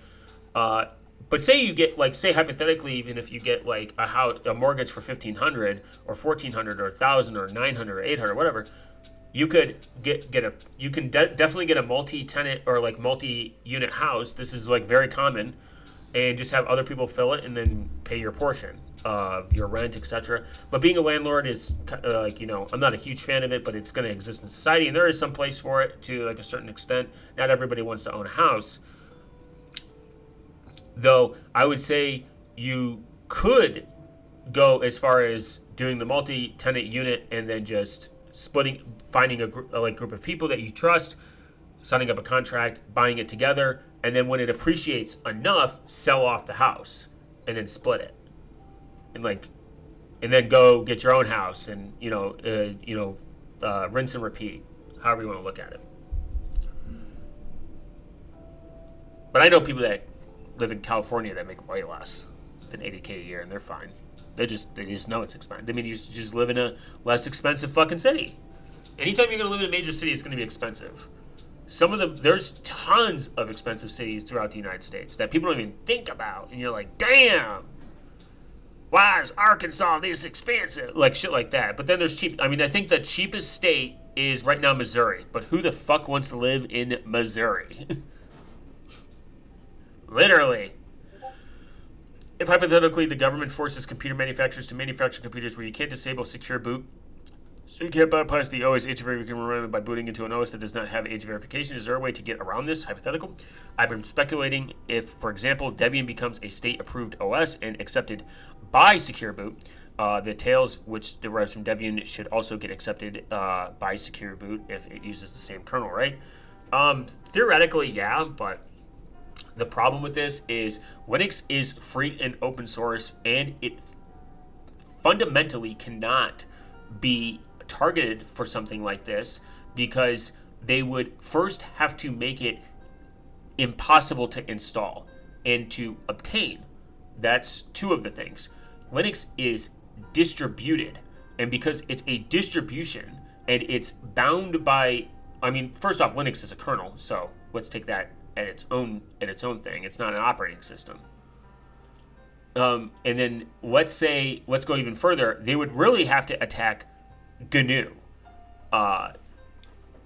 because it's what makes it a complete operating system. I mean, they would have to target server infrastructure. They would have to target everything that falls under the guides of a operating system, correct? So even if, let's say, hypothetically, they say Linux has to meet these standards, GNU/Linux has to meet these standards, they would have to find a way. They would first have to contact Linus Torvald and be like, you have to do boot verification. He's going to be like, okay. And then somebody's going to fork it before it's even an option, and then they're just going to keep maintaining it from then. Like, you can't really govern something as free as Linux. What about Alpine Linux? Alpine Way, Linux, APK, BusyBox, Musil, no GNU. Yeah. Is that an operating system at that point? What makes it an operating system? What makes it a desktop? What makes it... You can't enforce an ideology like this based on the way that Linux is distributed. Just get the government job and you'll be okay, not military though. Guys, I'm a Fed, of course. I already have government job. The thing is, you can't enforce something on something that is freely distributed as Linux is, because in its nature, it can be forked, it can be audited, there's lots of safeguards that are put into the system that makes it very impossible to have like a complete control. And then you have FreeBSD and non-FreeBSD and Slackware and penis cockballs. Like, it's a lunacy idea. Even if the government were to enact this at a 50 state wide, how can you enforce it? You can't enforce, like, Linux is very, very powerful. It's limitless on how it can be distributed. I mean, you literally have people that just seed Linux ISOs for the fun of it. And look at how many Linux distributions there are. There's tons. There's LFS. You can do Linux from scratch. There's Gentoo. There's Arch. There's Debian. There's Ubuntu. There's Alpine. There's OpenBSD, FreeBSD, the Unix operating systems, Dragonfly, Trinquil. There's way too many options out there for there to be any form of governance over it. It's just not possible. It's just due to the nature of Linux being so free and open source that even if Linus went to the kernel, there's probably someone already maintaining and doing a kernel right now. They foresaw the future in their schizophrenic dreams, and they're sitting in the basement making a kernel that would be very compatible. I think Serenity OS Serenity isn't based on Linux either.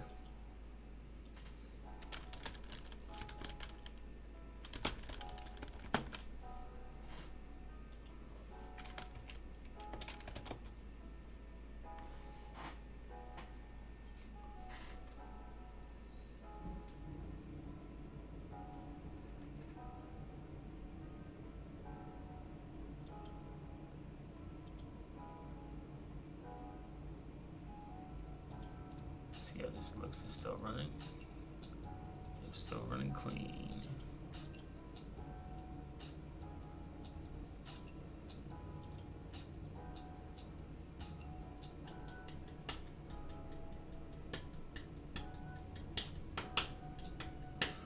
Rust mentioned. Interface with a custom Unix-like core. It flatters with by stealing beautiful ideas from various other systems. Roughly speaking, the goal is a merge between the aesthetic of late 90s productivity software and the power user accessibility of the late 2000s. Nix.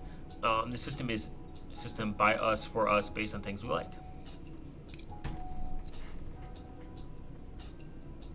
From 0 to H million a year. I think this is based on Rust, right?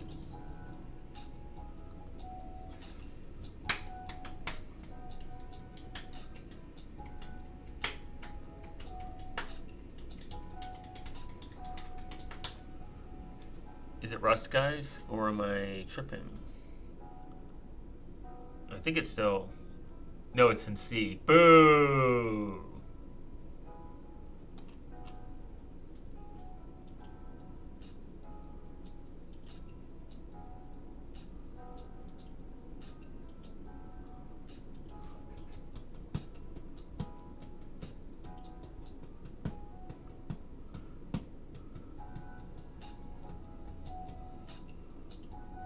What was the Rust face?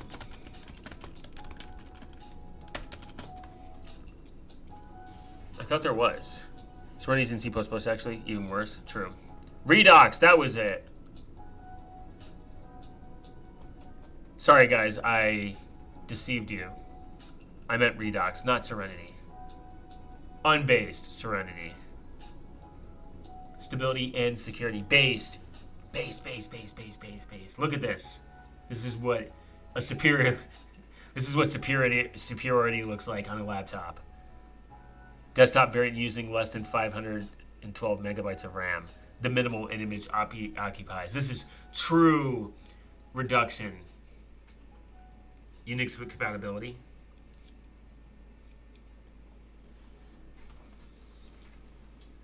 GNU compatibility. Rust written Windows system window manager. Yeah, look at that.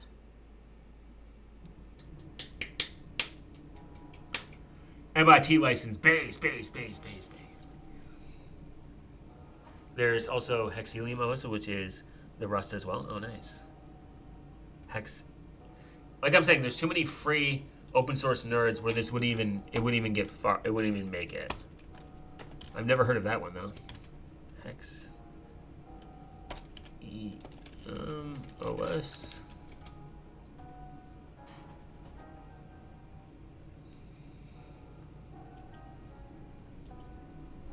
GitHub.io. No, it doesn't exist anymore. Maybe it got abandoned. Oh no, we're good. Classic Snake game. Wow, I'm interested.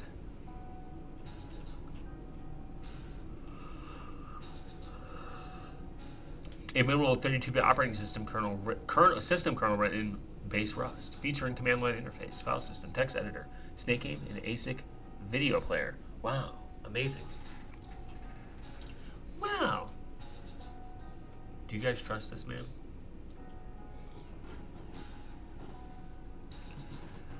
We need to still support. I mean, Serenity still should be supported. Oh no, JavaScript though. Wow, never mind. I don't know if I can support him. Though Ladybird mentioned. And my favorite, LNNet Foundation. A very nice, cool base sponsor.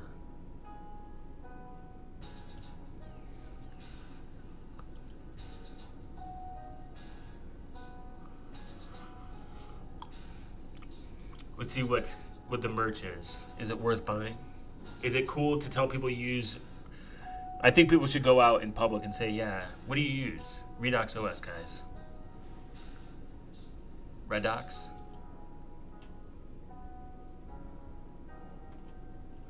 Hopefully Ladybird gets much further. I'm glad the hoodie costs less than the t-shirt. Oh wait, no, never mind.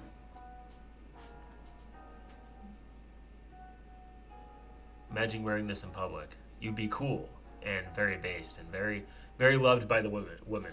Later, Billy.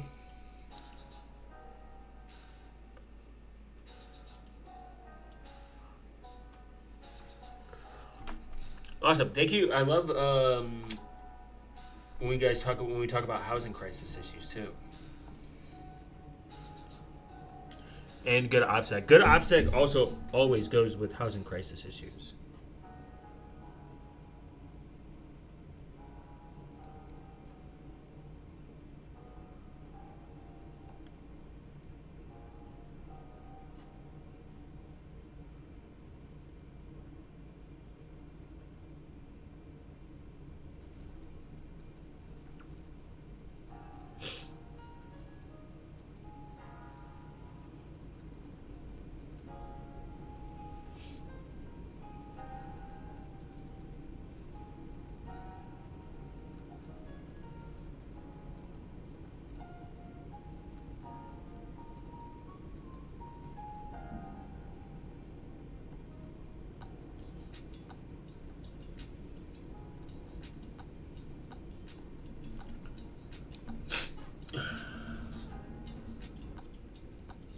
So remember to support your very cool open source options out there that aren't Linux based, even though I support and love Linux. Just in case. Once you become an informant, you are trapped forever. True, the price of protection, but in reality, there's no true protection aside from the cops supposedly keeping your identity secret. You end up paying for this protection in ways that you never expected. The truth is, many officers are corrupt, and they won't hesitate to use threats to get what they want from you. For instance, they might threaten you to reveal your identity to criminals, charge you with a crime you didn't commit, or force you deeper into legal activities that you've already dragged yourself into. Some officers are even running illegal businesses themselves and will use you to help eliminate their competition. You become a pawn in their game. Pushed to do their dirty work. They protect their own interests. The line between law enforcement and criminal activity blurs, and you are caught in the middle, unable to escape or control. Look at this. He looks like an average cop. You ever see this haircut when you're at a festival and they're asking for weed? He's a cop. Remember, this is what your average cop looks like. Soulless, angry, shaved face. That style of haircut every single time. Physical safety and performance. Law enforcement must ensure the informant's safety by implementing witness protection measures, which is apparently movies always endure, and like shows always like bootlick this idea that like these witness protection is like this super secure thing, but from what I've read, it is not a good time.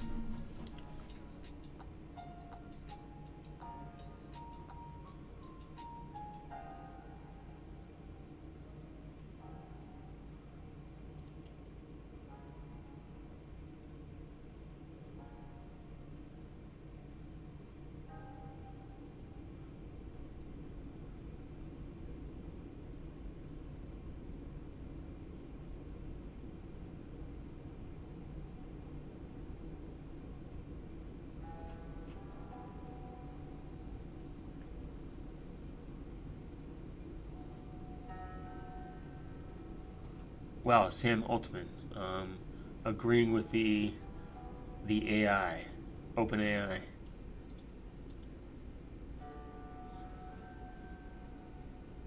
Thank you, Anthropic, for actually not being a pile of shit. But I can't remember who's.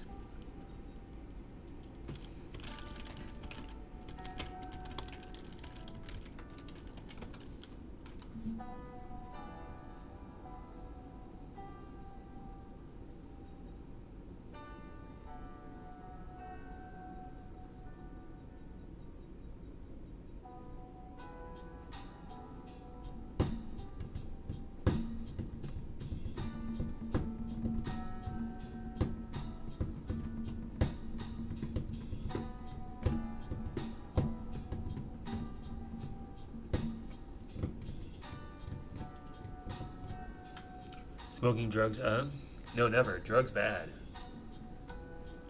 No, I'm sick. Down with the sickness. Oh, No one's going to get that joke, but it's okay. Well, they might. Law enforcement must ensure the most safety protection measures. Operational strategies should be designated to minimize exposure and assets potentially threat regularly.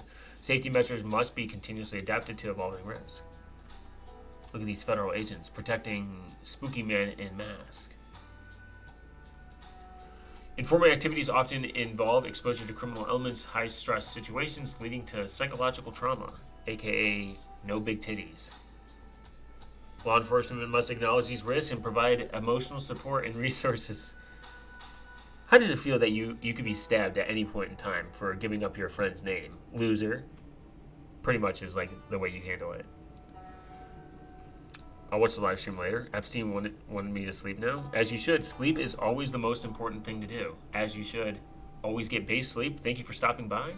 And have nice dreams. Dream of a nice, beautiful island. Any island. Pick one that anyone would want to go to. Especially criminals. There must be a balance between extracting valuable information and safeguarding informants' physical and psychological health. Maintaining effective protection measures and prioritizing mental health is the key to ensuring that the ethical use of informants, which the complete guide to law enforcement confidential informants. In reality, these rules are often ignored because cops don't really prioritize the well-being of informants. That's true. In most cases, they only focus on keeping the informant's identity anonymous, so that requires little effort. However, they don't take into account the physical and psychological threats informants will face. The police will only care about your survivability if you considered useful to them. If you're not, you're expendable. And after all, if one of their tools breaks, they'll simply replace it, right? True. There's no true anonymity when at least two cops know your identity. This is the standard international rule. On top of that, corruption is rampant in police forces around the world. And this is kind of like I would say the Benjamin Franklin quoted this. If I'm wrong, somebody correct me in the comments below. Thanks for the engagement. A secret's only good as if between two people if one of them's dead. You really can't trust the other person. And if two cops know your identity, then you would have to kill both of them, and that would look very sus. Or you would have to make sure that they never reveal your identity. It's just, it's like bad operational consideration. It's kind of like if you're like in like if you just watch Breaking Bad, this is what Walter did. I mean, fundamentally, this is what Walter did. He eliminated most of his competition just for the simple fact because too many people knew. I mean, if you remember the episode where he took out 9 informants because they all knew too much. And they probably would have kept their mouth shut for the right price, but, he's like, no, thank you.